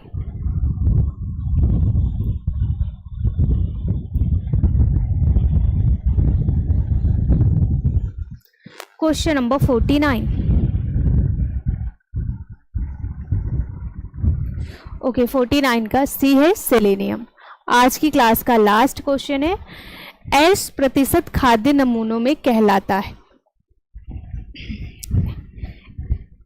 राख से किसकी तुलना की गई, ये क्वेश्चन भी आपसे पूछा गया है। एस प्रतिशत कहलाता है क्या? क्या लवण एवं विटामिन कहलाएगा? विटामिन, लवण, प्रोटीन और कार्बोहाइड्रेट। लवण का मतलब यहाँ पे मिनरल है, ठीक है, मिनरल का मतलब खनिज लवण है। ये क्या है, जो हमारा मिनरल होता है ना, ये अकार्बनिक होता है, इसमें कार्बन के तत्व नहीं पाए जाते हैं, इसीलिए इसकी तुलना हमेशा राख से की जाती है। तो 80% खाद्य नमूने कहलाते हैं मिनरल। ठीक है, आज का हमने 50 क्वेश्चन कंप्लीट कर लिया है। कल हम इसका पार्ट 2 देखेंगे। ये पूरा का पूरा 100 क्वेश्चन का सीरीज है, जिसे आप पूरी तरीके से, ठीक है,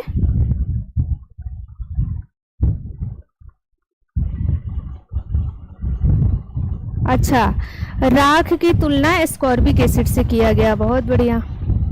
एस्कॉर्बिक एसिड का मतलब विटामिन सी होता है, ठीक है।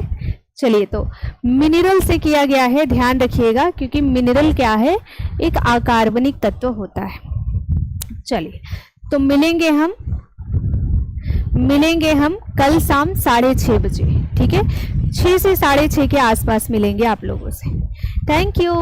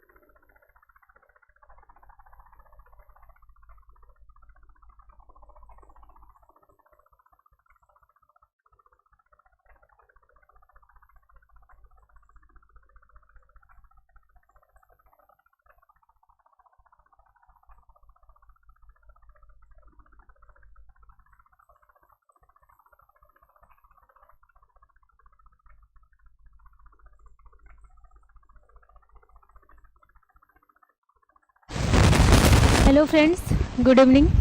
Welcome to Sara education. सभी को गुड इवनिंग। अफसाना जी गुड इवनिंग।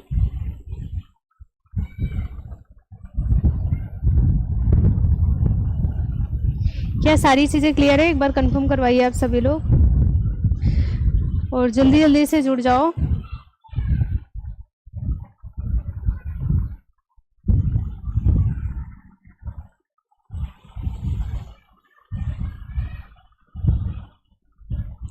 MS जी गुड इवनिंग।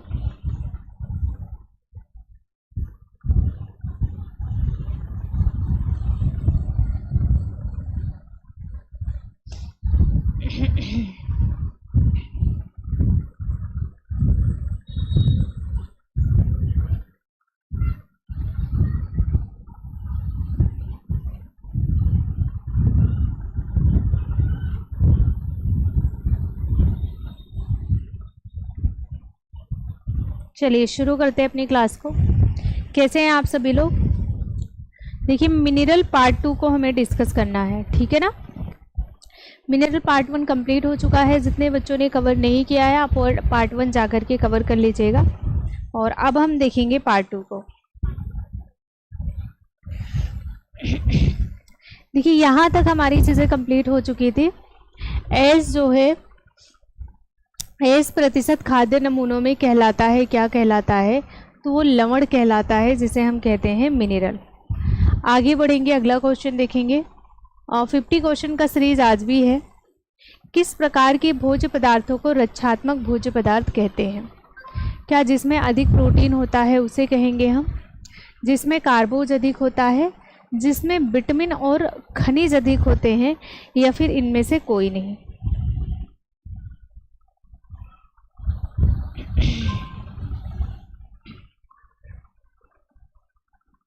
बताइए।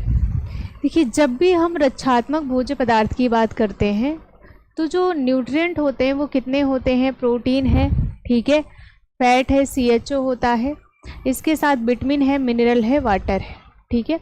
प्रोटीन ये हमारे बॉडी का बिल्डिंग फैक्टर होता है।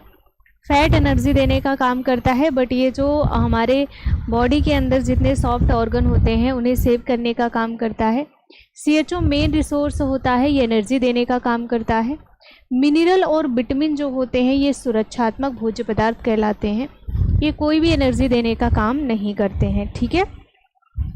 यहाँ पे मिनरल जो हो जाएगा और मिनरल के साथ जो विटामिन है यही क्या है? सुरक्षात्मक खाद्य पदार्थ कहलाएगा। किस खनिज की कमी से शिशु मृत्यु दर क्रिटिनिज्म घेघा से संबंधित है? क्या जिंक है, तांबा है, आयोडीन है, मैग्नीशियम है?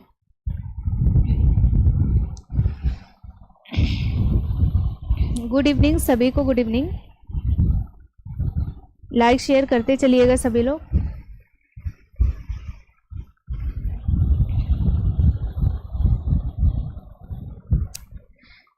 शिशु मृत्यु दर होता है, क्रिटिनिज्म होता है, घेंघा रोग।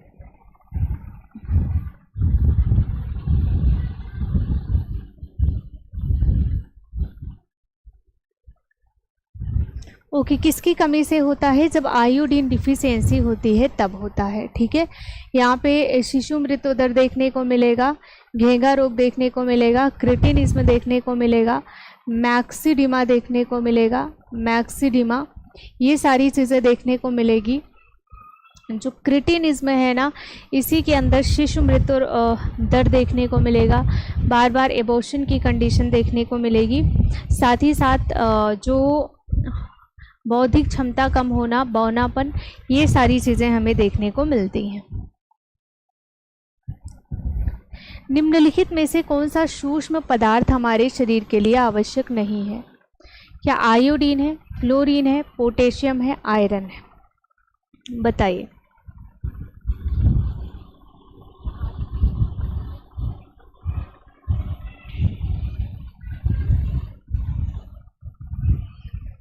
निम्नलिखित में से कौन सा सूक्ष्म पदार्थ हमारे शरीर के लिए आवश्यक नहीं होती है?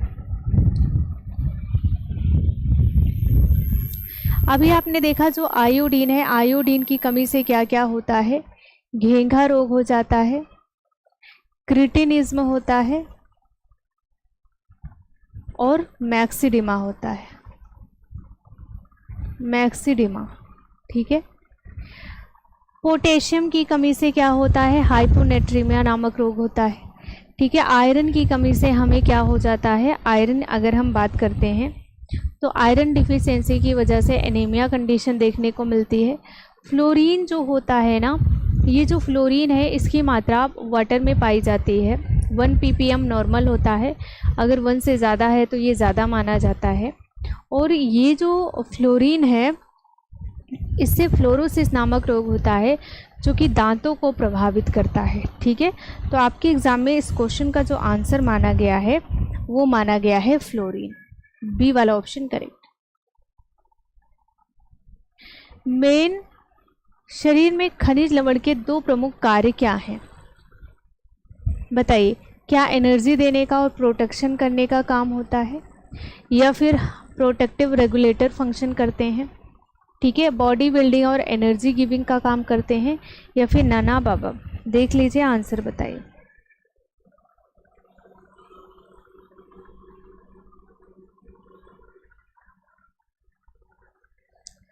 Question number 54।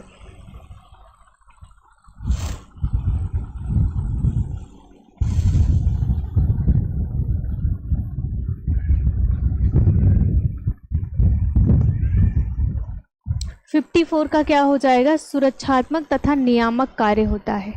मिनरल क्या करता है, चीज़ों को रेगुलेट करने का काम करता है और कंट्रोल करने का काम भी करता है। ठीक है। जो भी न्यूट्रिएंट हैं उन्हें रेगुलेट भी करेगा, कंट्रोल भी करेगा, ताकि प्रॉपर तरीके से बॉडी के अंदर जो चीज़ें हैं वो चल सके। बच्चों में आईडीडी की स्थिति का कारण है क्या, क्या आयोडीन होता है, कैल्शियम है, लोहा है, या फिर विटामिन डी है।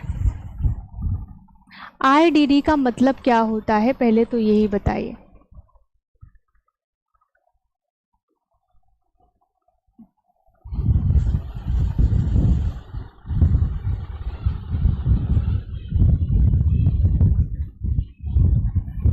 देखिए, जो आईडीडी है ना, आईडीडी का मतलब होता है आयोडीन डिफिशियंसी डिसऑर्डर। ठीक है। क्या होता है, तो ये होता है आयोडीन डिफिशियंसी डिसऑर्डर। ठीक है। और आयोडीन डिफिशियंसी डिसऑर्डर क्या है, आयोडीन है। ए वाला ऑप्शन करेक्ट है, बिल्कुल। आयोडीन डिफिशियंसी डिसऑर्डर, बहुत अच्छा, जिसे हम एक नाम देते हैं जिसे हम कहते हैं आईडीडी। माल्टा आटा रागी से बनाया जाता है जो कि अच्छा साधन है। जो रागी है ये क्या होता है, एक तरीके का मोटा अनाज होता है। अब रागी किसका साधन होता है, कैल्शियम का, फॉस्फोरस का, कॉपर का, विटामिन ए का।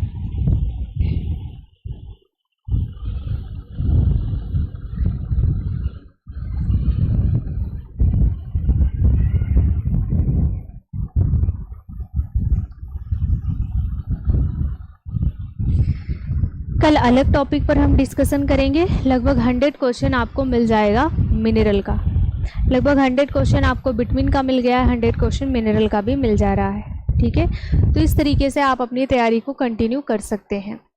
माल्टा आटा रागी से बनाया जाता है और रागी अच्छा रिसोर्स होता है कैल्शियम का। कैल्शियम का बहुत अच्छा रिसोर्स होता है रागी, अगर आप इसे खाते हैं तो। कितने लोग रागी जानते हैं, मोटा अनाज है। प्रजनन एवं दुग्ध श्रावण हेतु कौन सा खनिज आवश्यक होता है, प्रजनन के लिए और दुग्ध श्रावण के लिए कौन सा मिनरल जरूरी है। लोहा है, मैग्नीशियम है, तांबा है, कैल्शियम है।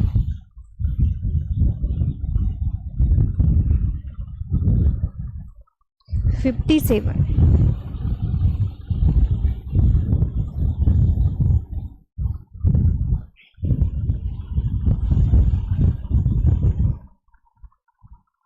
प्रजनन और दुग्ध निर्माण के लिए, देखिए जो दुग्ध निर्माण है ना उसके लिए आयोडीन भी काम करता है। आज की क्लास में ही हमने डिस्कस किया था, आज की क्लास में हमने आयोडीन के बारे में डिस्कस किया था, जिसमें सीधे सीधे लिखा गया है कि जो आयोडीन होता है ये जो धात्री माताएं होती हैं उनमें जो दूध है उसका प्रोडक्शन करवाता है आयोडीन, बट यहाँ पे आयोडीन दिया नहीं गया है तो क्या हो जाएगा, मैग्नीशियम।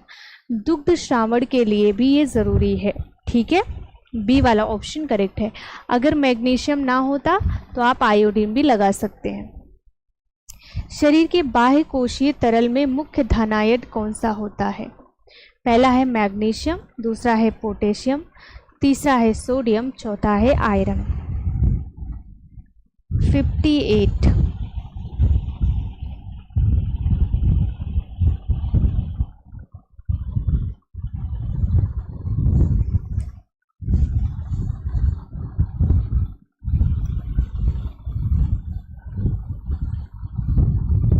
ठीक है, 58 का आंसर बताना है।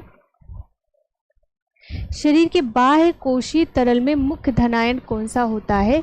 सोडियम होता है, ठीक है। हृदय की धड़कन नियंत्रित करने के लिए कौन सा खनिज आवश्यक है? अब देखिए इस क्वेश्चन को लेकर के ना बहुत ज़्यादा डाउट है। क्यों? क्योंकि अलग अलग एग्ज़ाम में आपका अलग अलग माना गया है। किसी किसी एग्ज़ाम में सोडियम को सही मान लिया गया और किसी किसी में पोटेशियम को सही माना गया है, ठीक है। बट अगर हम इसको देखते हैं थोड़ा अच्छे से तो आप सभी को पता है जब पोटेशियम की कमी होती है तो टैकीकार्डिया नामक बीमारी होती है। अगर पोटेशियम डिफिशियंसी होती है तो टैकीकार्डिया नामक बीमारी हो जाती है, ठीक है, जिसे आप कहते हैं क्षिप्र हृदय। और जो क्षिप्र हृदय होता है इसमें हमारा जो हृदय है ना वो 1 मिनट में, वैसे नॉर्मल कंडीशन में 1 मिनट में 72 बार धड़कता है, ठीक है, लेकिन हमें टैकीकार्डिया होगा तो 1 मिनट में 100 से ऊपर हमारा हृदय धड़कने लग जाता है। इसी वजह से आपको जो सही आंसर मानना है वो पोटेशियम मानना है। बट ध्यान रखिएगा इस चीज़ को भी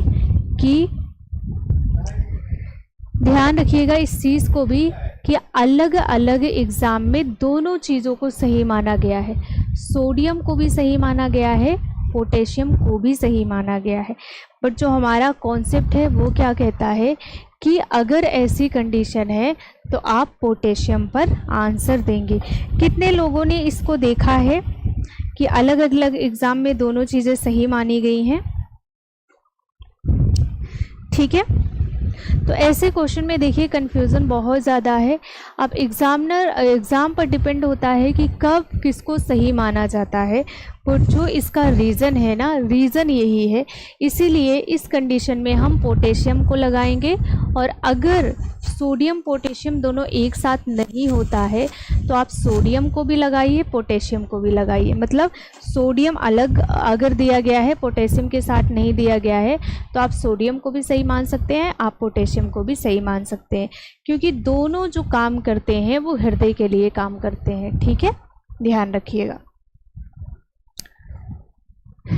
कंजस्टिव हृदय रोग के रोगी का प्रतिदिन के आहार में सोडियम की मात्रा होनी चाहिए, कितनी होनी चाहिए? ठीक है, नीलम जी स्पेशल क्लास मैंने बताया है आपको संडे और मंडे। अगर आपने प्लस क्लास ज्वाइन किया है तो उसमें भी आज मैं सुबह से यही बताती आ रही हूँ, special class Sunday Monday, special class Sunday Monday, ठीक है। 2 दिन 2-2 घंटे की क्लास रखी जाएगी, जैसे पहले होता था वैसे होगा। और वाईटी की जो क्लास है वो आपका लगभग 2 घंटे की क्लास डेली होगी, ठीक है ना। नमस्ते सभी को।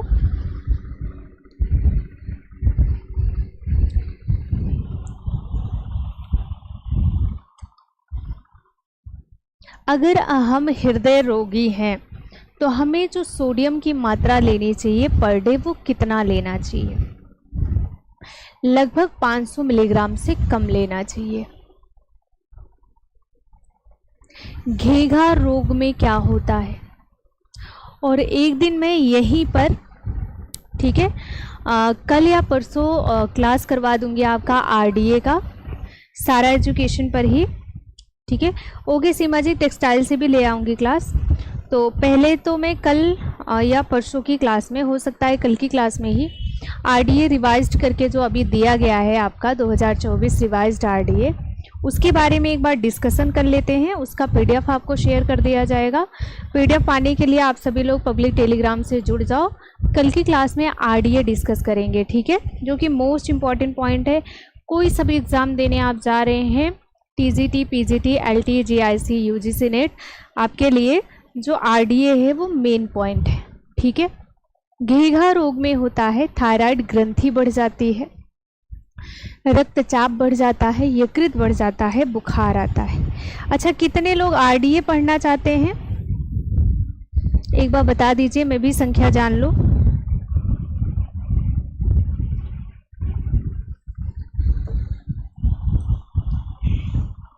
तो यहाँ पे थायराइड ग्लैंड जो है हमारी वो क्या होती है, बढ़ जाती है और बढ़ करके 250 से 500 ग्राम की हो जाती है, मतलब आधा केजी का हो जाता है और ऐसे गले के पास लटक जाता है, ठीक है। तो ये होता है घेंघा रोग में, जो कि स्पेशल आयोडीन डिफिशियंसी है। दूध किस पौष्टिक तत्व का अच्छा स्रोत होता है? ओके जी, बहुत बढ़िया। प्लस क्लास हुई है अर्पण जी, आप चेक करिए जाके, ठीक है ना, प्लस क्लास हुई है। दूध किस पौष्टिक तत्व का अच्छा स्रोत होता है? विटामिन सी का, कैल्शियम का, लोहे का, जिंक का। देखिए, जब भी हम दूध की बात करेंगे तो दूध में विटामिन सी ना के बराबर पाया जाता है, आयरन 0.5% के हिसाब से पाया जाता है, बहुत कम पाया जाता है, ठीक है। तो कैल्शियम, दूध किसका अच्छा रिसोर्स होता है? कैल्शियम का अच्छा रिसोर्स माना जाता है दूध। दूध में किस पौष्टिक तत्व का अभाव होता है, बताइए। दूध में कौन सा ऐसा न्यूट्रिएंट है जिनका अभाव होगा?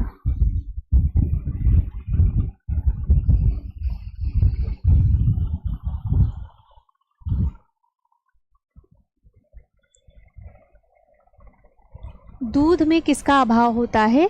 आयरन का अभाव होता है। आपने एक कहानी तो सुनी होगी ना, कि जब बच्चा पैदा होता है तो 6 मंथ के लिए आयरन माँ की बॉडी से लेकर के वो पैदा होता है, ठीक है।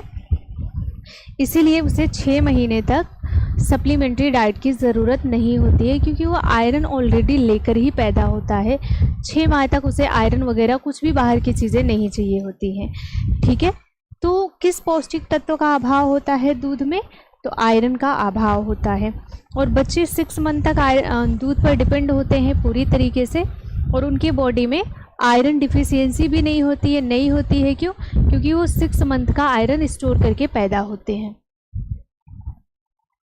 कौन सा लवण रक्त का थक्का जमने में सहयोगी होता है? लोहा, calcium, iodine, phosphorus. Good evening, like share करते चलिएगा सभी लोग।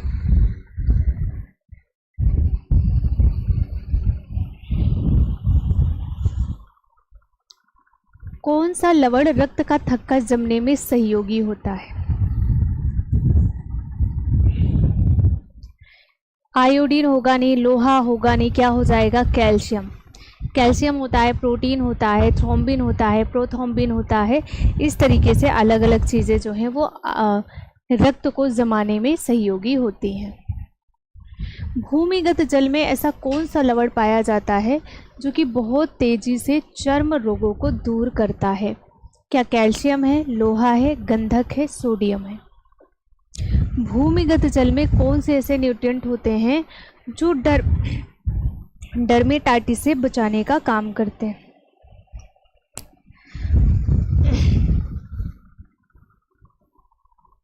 ठीक है, बिल्कुल ये आप लोगों का लेवल है। आप एस्टेट देने जा रहे हैं, आप टीजीटी देने जा रहे हैं, पीजीटी देने जा रहे हैं, बिल्कुल ये आपका लेवल है, ठीक है। और यूजीसी नेट का लेवल जो है मैं वाईटी पर करा रही हूँ, अनअकैडमी पर, ठीक है। तो वहाँ पे यूजीसी नेट का लेवल आप लोग पढ़िए और यहाँ पे आप टीजीटी पीजीटी का लेवल पढ़िए, ठीक है ना। 65 का आंसर क्या पाया जाता है? गंधक। गंधक को आप क्या कहते हैं? सल्फर के नाम से भी आप जानते हैं गंधक को। आयोडीन की कमी का साधारण लक्ष्य क्या है? क्या कॉर्निया का फैल जाना होता है, जिगर का बढ़ना होता है, गले का फूलना, ठोड़ी का बढ़ना। Good evening.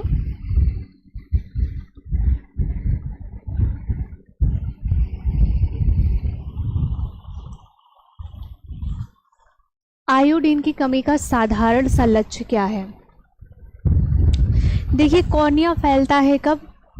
Vitamin A deficiency से कॉर्निया अफेक्टेड होता है।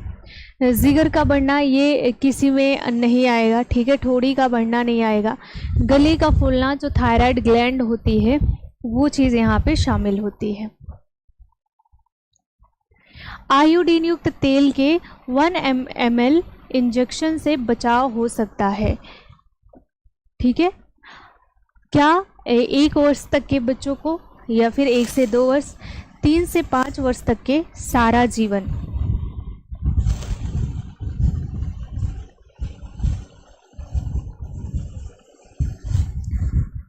$67।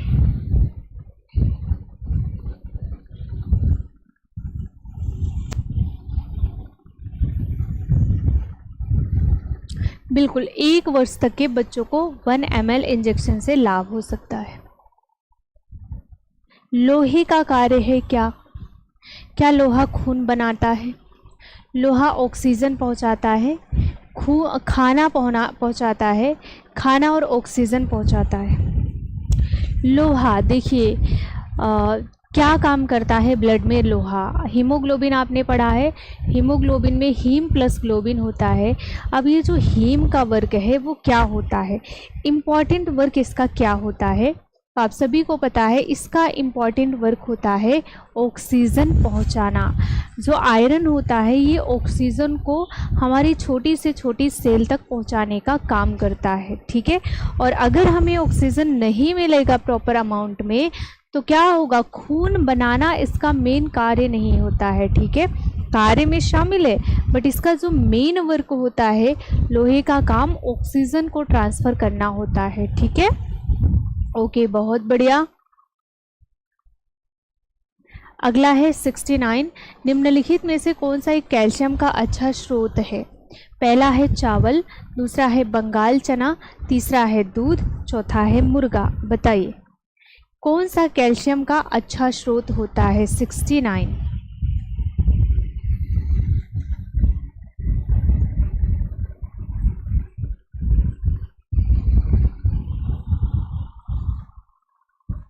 दूध, ठीक है। दूध जो है ये कैल्शियम का बढ़िया रिसोर्स माना जाता है।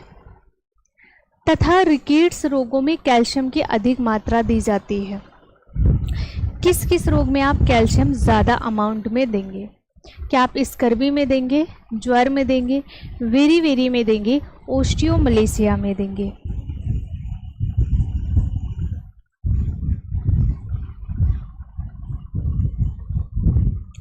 ठीक है। देखिए, जो ओस्टियोमलेशिया होता है, ओस्टियोपोरोसिस होता है, रिकेट्स होता है, ये स्पेशल विटामिन डी डिफिशियंसी से होता है। बट जब कैल्शियम डिफिशियंसी होती है तो भी हमें ओस्टियोमलेशिया, ओस्टियोपोरोसिस, रिकेट्स जैसी कंडीशन देखने को मिलती हैं। तो रिकेट्स में हम देते हैं और ओस्टियोमलेशिया में। ओस्टियोमलेशिया स्पेशल होता किस में है? फीमेल में होता है। और कौन से फीमेल में? तो प्रेग्नेंट लेडी में सबसे ज़्यादा ओस्टियोमलेशिया होता है, ठीक है। जो कि हड्डियां जो है यहाँ पे सॉफ्ट हो जाती हैं और हड्डियां टूटने लग जाती हैं, ठीक है। निम्न में से खनिज लवण स्रोत है? हरी पत्तेदार सब्जियां, दूध, संतरा, सोयाबीन। खनिज लवण स्रोत हैं 71।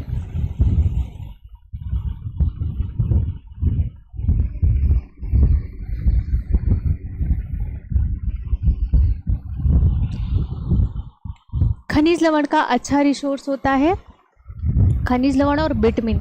अगर आपको लेना है तो आप फ्रूट एंड वेजिटेबल खाना शुरू कर दीजिए।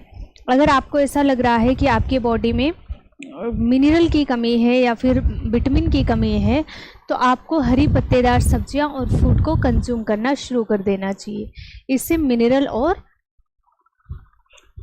विटामिन मिलता है। विटामिन ए की कमी से कौन सा रोग हो जाता है? वेरी वेरी होता है, स्कर्वी होता है, रतौंधी या फिर रिकेट्स?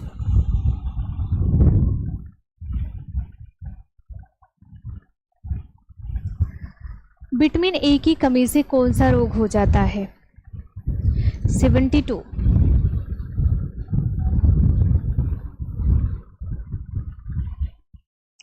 विटामिन ए डिफिशियंसी से रतौंधी होता है। बेरी बेरी बी की कमी से होता है। स्कर्वी किसकी कमी से होता है? विटामिन सी की कमी से होता है। रिकेट्स जो होता है विटामिन डी की कमी से होता है। और रतौंधी होता है ए की कमी से। शरीर को ऊर्जा ना देने वाला भोजन तत्व है कौन सा? क्या कार्बोहाइड्रेट है, प्रोटीन है, मिनरल है या फिर वसा है? क्या है?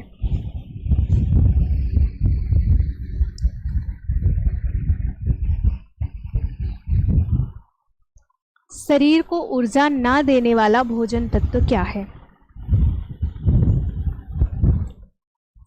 तो शरीर को ऊर्जा नहीं देता है मिनरल। देखिए कार्बोहाइड्रेट हमें 4.2 किलो कैलोरी एनर्जी देता है। प्रोटीन हमें 4.2 किलो कैलोरी एनर्जी देता है। फैट जो है हमें 9.2 किलो कैलोरी एनर्जी देने का काम करता है। तो क्या हमें एनर्जी नहीं देता है? एक तो मिनरल एनर्जी नहीं देता है, दूसरा विटामिन एनर्जी नहीं देता है और तीसरा वाटर भी एनर्जी नहीं देता है। हृदय की धड़कन नियंत्रित करने के लिए कौन सा खनिज आवश्यक है? हृदय की धड़कन को कंट्रोल करने के लिए कौन सा खनिज ज़रूरी है? क्या सोडियम, ठीक है, गंधक, पोटेशियम, लोहा? तो इस क्वेश्चन को अभी हमने देखा था, क्या? पोटेशियम, ठीक है। पोटेशियम सोडियम दोनों शामिल है, बट कंडीशन पर आप दोनों में से किसी एक को चुन सकते हैं। अस्थि मृदुता खनिज की हीनता से होता है। किसकी हीनता से होता है?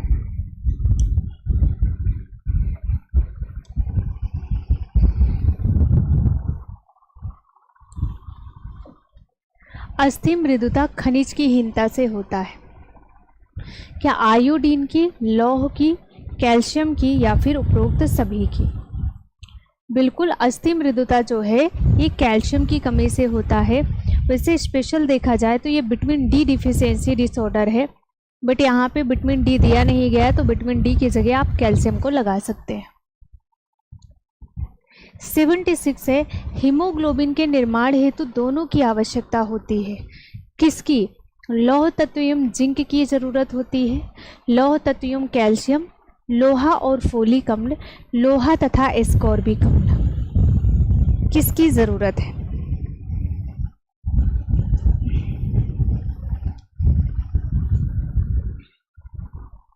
हीमोग्लोबिन के निर्माण हेतु दोनों की आवश्यकता होती है।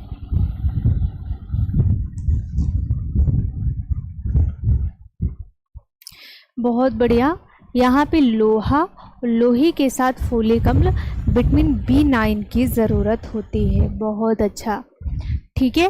कैल्शियम तो रक्त जमाने के लिए होगा, जिंक होगा नहीं, एस्कॉर्बिक अम्ल होगा नहीं, ठीक है। मानव शरीर में कितने खनिज लवण की आवश्यकता होती है? क्या 18, 22, 20, 24?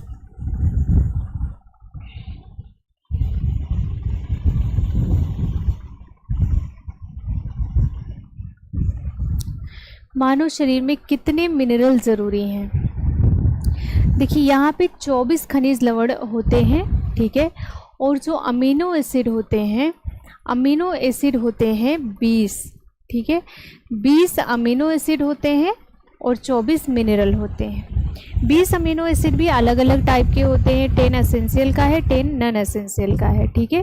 और जो एसेंशियल का 10 है ना, उसी में से 2 जो होता है वो सेमी एसेंशियल में काउंट हो जाता है। शरीर का सामान्य चयापचय निम्न में से किसकी कमी से प्रभावित होता है? क्या सोडियम, कैल्शियम, आयोडीन या फिर कोबाल्ट? ठीक है, हाँ 20 अमीनो एसिड होते हैं, बिल्कुल सही है। क्वेश्चन नंबर 7, 8,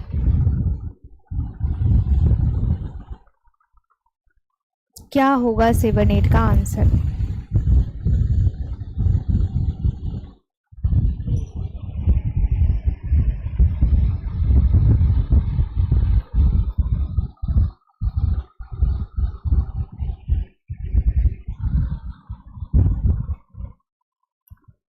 किसकी कमी से प्रभावित होता है? तो आपको बताना है सोडियम की कमी से जो हमारे शरीर का सामान्य चयापचय है वो प्रभावित होता है। निम्नलिखित में से कौन सी बीमारी आयोडीन की कमी के कारण होती है? क्या स्कर्वी है, वेरी वेरी है, पैलेग्रा है या फिर ग्वाइटर है? बताइए।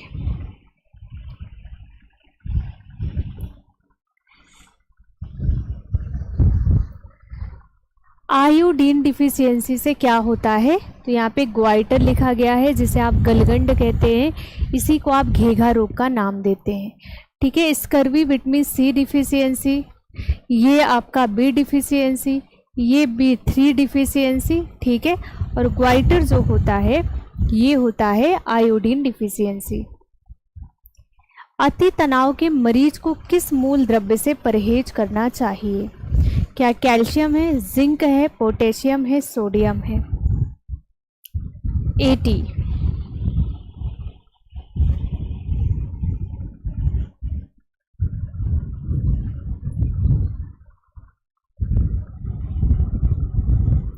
अत्यधिक तनाव वगैरह है तो क्या किससे परहेज करना चाहिए? सोडियम से।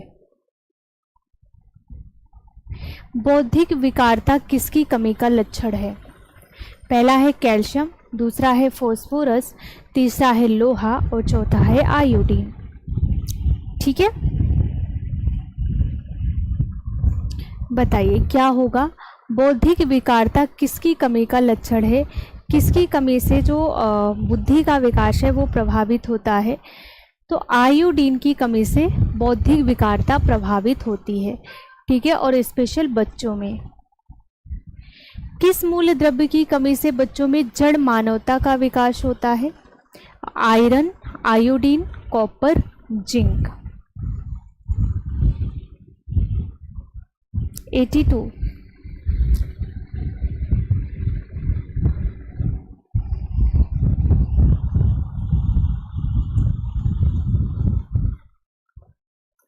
आयोडीन डिफिशियंसी होता है तो बच्चों में बुद्धिहीनता देखने को मिलती है, जिसे आप जड़ मानवता का नाम देते हैं। शरीर में खनिज लवण के प्रमुख कार्य हैं, क्या हैं? ऊर्जा तथा सुरक्षा देना, शरीर निर्माण तथा ऊर्जा प्रदान करना, सुरक्षा तथा नियमन, उपरोक्त में से कोई नहीं। खनिज लवण के प्रमुख कार्य क्या क्या हैं? देखिए, लेवल के हिसाब से क्वेश्चन भी बनता है। ठीक है, लवण के प्रमुख कार्य हैं, मतलब मिनरल के प्रमुख कार्य क्या होते हैं? तो शरीर निर्माण और मिनरल पूछा गया है। ठीक है, तो मिनरल का जो मेन वर्क होता है वो सुरक्षा करना, प्रोटेक्शन देना बॉडी का, और साथ ही साथ नियामक कार्य करना, मतलब चीज़ों को कंट्रोल करने का काम, चीज़ों को रेगुलेट करने का काम करता है। सी वाला ऑप्शन करेक्ट है। एंडेमिक घेघा निम्न में से किस क्षेत्र में अधिक पाया जाता है? एंडेमिक घेघा की बात करी गई। एंडेमिक घेघा निम्न में से किस क्षेत्र में पाया जाता है? क्या मैदानी क्षेत्र, तटीय क्षेत्र, पहाड़ी क्षेत्र, सूखा प्रभावित इलाके? बताइए क्या होगा?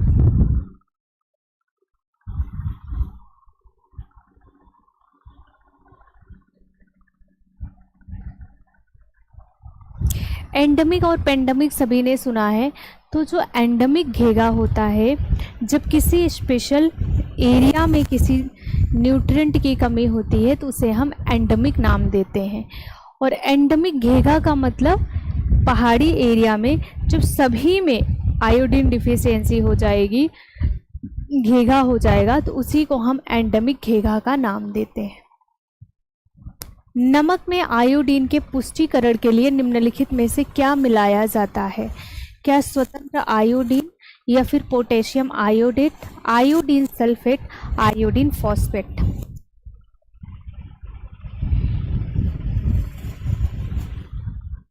नमक में आयोडीन के पुष्टिकरण के लिए क्या मिलाया जाता है? 85।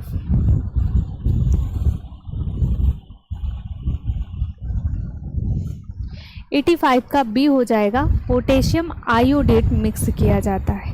सी नहीं होगा, बी होगा। ओके। भोजन में सोडियम की अत्यधिक मात्रा से क्या होता है? क्या रक्तचाप बढ़ता है, तरल का अवधारण होता है, बढ़ता हुआ रक्त का आयतन, उपरोक्त सभी। 86।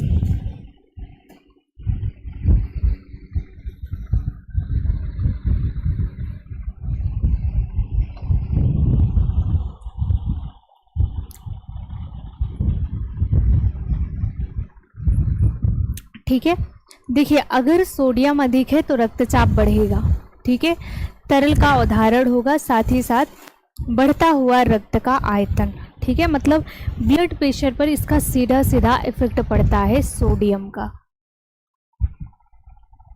घेघा रोग किसकी कमी से होता है? अभी हमने देखा था आयोडीन डिफिशियंसी डिसऑर्डर है, आयोडीन डिफिशियंसी से होता है। 20% खाद्य नमूनों में कहलाता है, या फिर ये नमूने क्या कहलाते हैं? फटाफट से आंसर दे दीजिए। ठीक है, ये क्या कहलाता है? लवण, जिसे आप मिनरल का नाम देते हैं। निम्नलिखित खाद्य पदार्थों में उनमें प्रति 100 ग्राम खाद्य पदार्थ में उपस्थित आयरन की मात्रा के अनुसार अवरोही क्रम में लगा देना है आप सभी को। देखिए और आंसर बताइए। बादाम, लोबिया, तरबूज, मेथी के पत्ते, लीवर। अवरोही क्रम का मतलब घटते हुए सीक्वेंस में लगाना है। 89।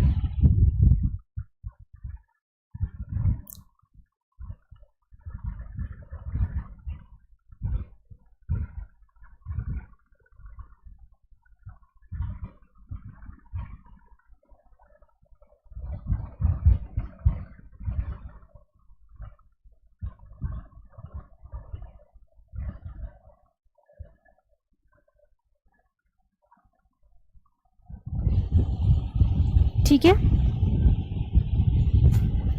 देख करके आंसर बताइए।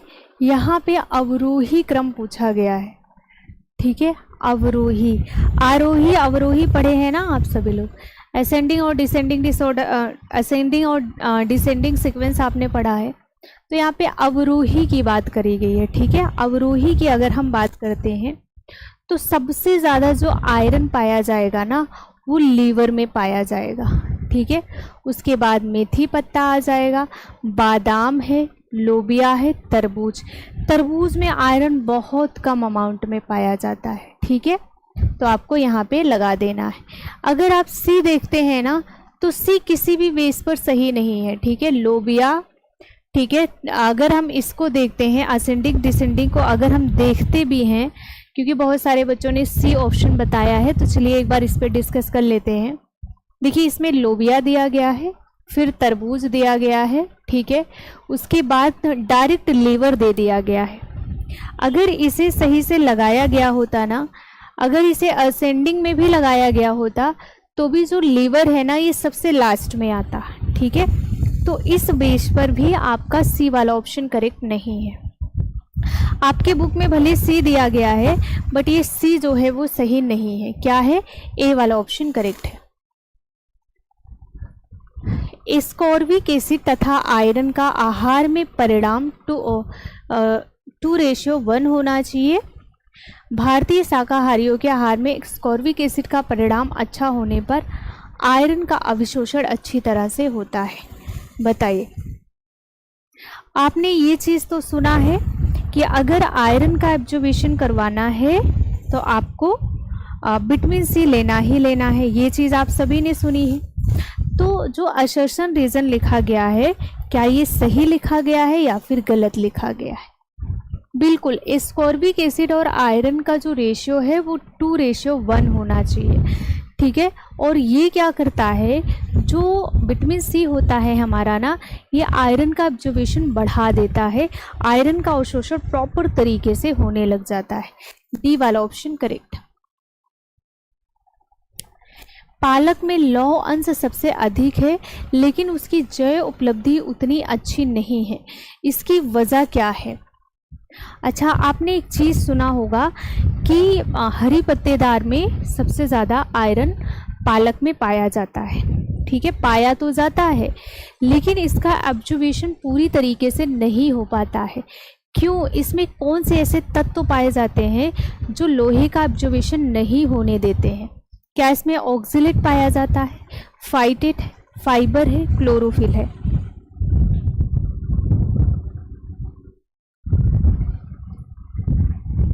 क्या पाया जाता है? बहुत बढ़िया, इसमें ऑक्जेलेट पाया जाता है जो कि आयरन का ऑब्जर्वेशन नहीं होने देता है। ठीक है, और सूची 1 को सूची 2 से आपको मिला देना है। खैर ये आरडीए चार्ट कल हम डिस्कस करेंगे, तो 2024 के अकॉर्डिंग आपको मिलाना है। ठीक है, इस क्वेश्चन को यहीं पर छोड़ेंगे। ये रहा आज का लास्ट क्वेश्चन, कैल्शियम किसके लिए आवश्यक है। कल आरडीए से रिलेटेड क्वेश्चन आएगा और कल आरडीए को हम अच्छे से डिस्कस करेंगे फिर है। ठीक है, फिर ये क्वेश्चन मैं आपके सामने खोलूंगी और आप लोग आंसर बताइएगा। कैल्शियम किसके लिए आवश्यक है? स्वस्थ अस्थियां, स्वस्थ गुर्दा, स्वस्थ यकृत, स्वस्थ चर्चा। ओके, तो आज हमारा क्लास यहीं पर ख़त्म होता है, कंप्लीट हो गया। मिनरल का क्वेश्चन भी कंप्लीट हो गया है। ठीक है, मिलेंगे कल हम लोग एक नए टॉपिक के साथ, एक नए पॉइंट के साथ। Okay, thank you.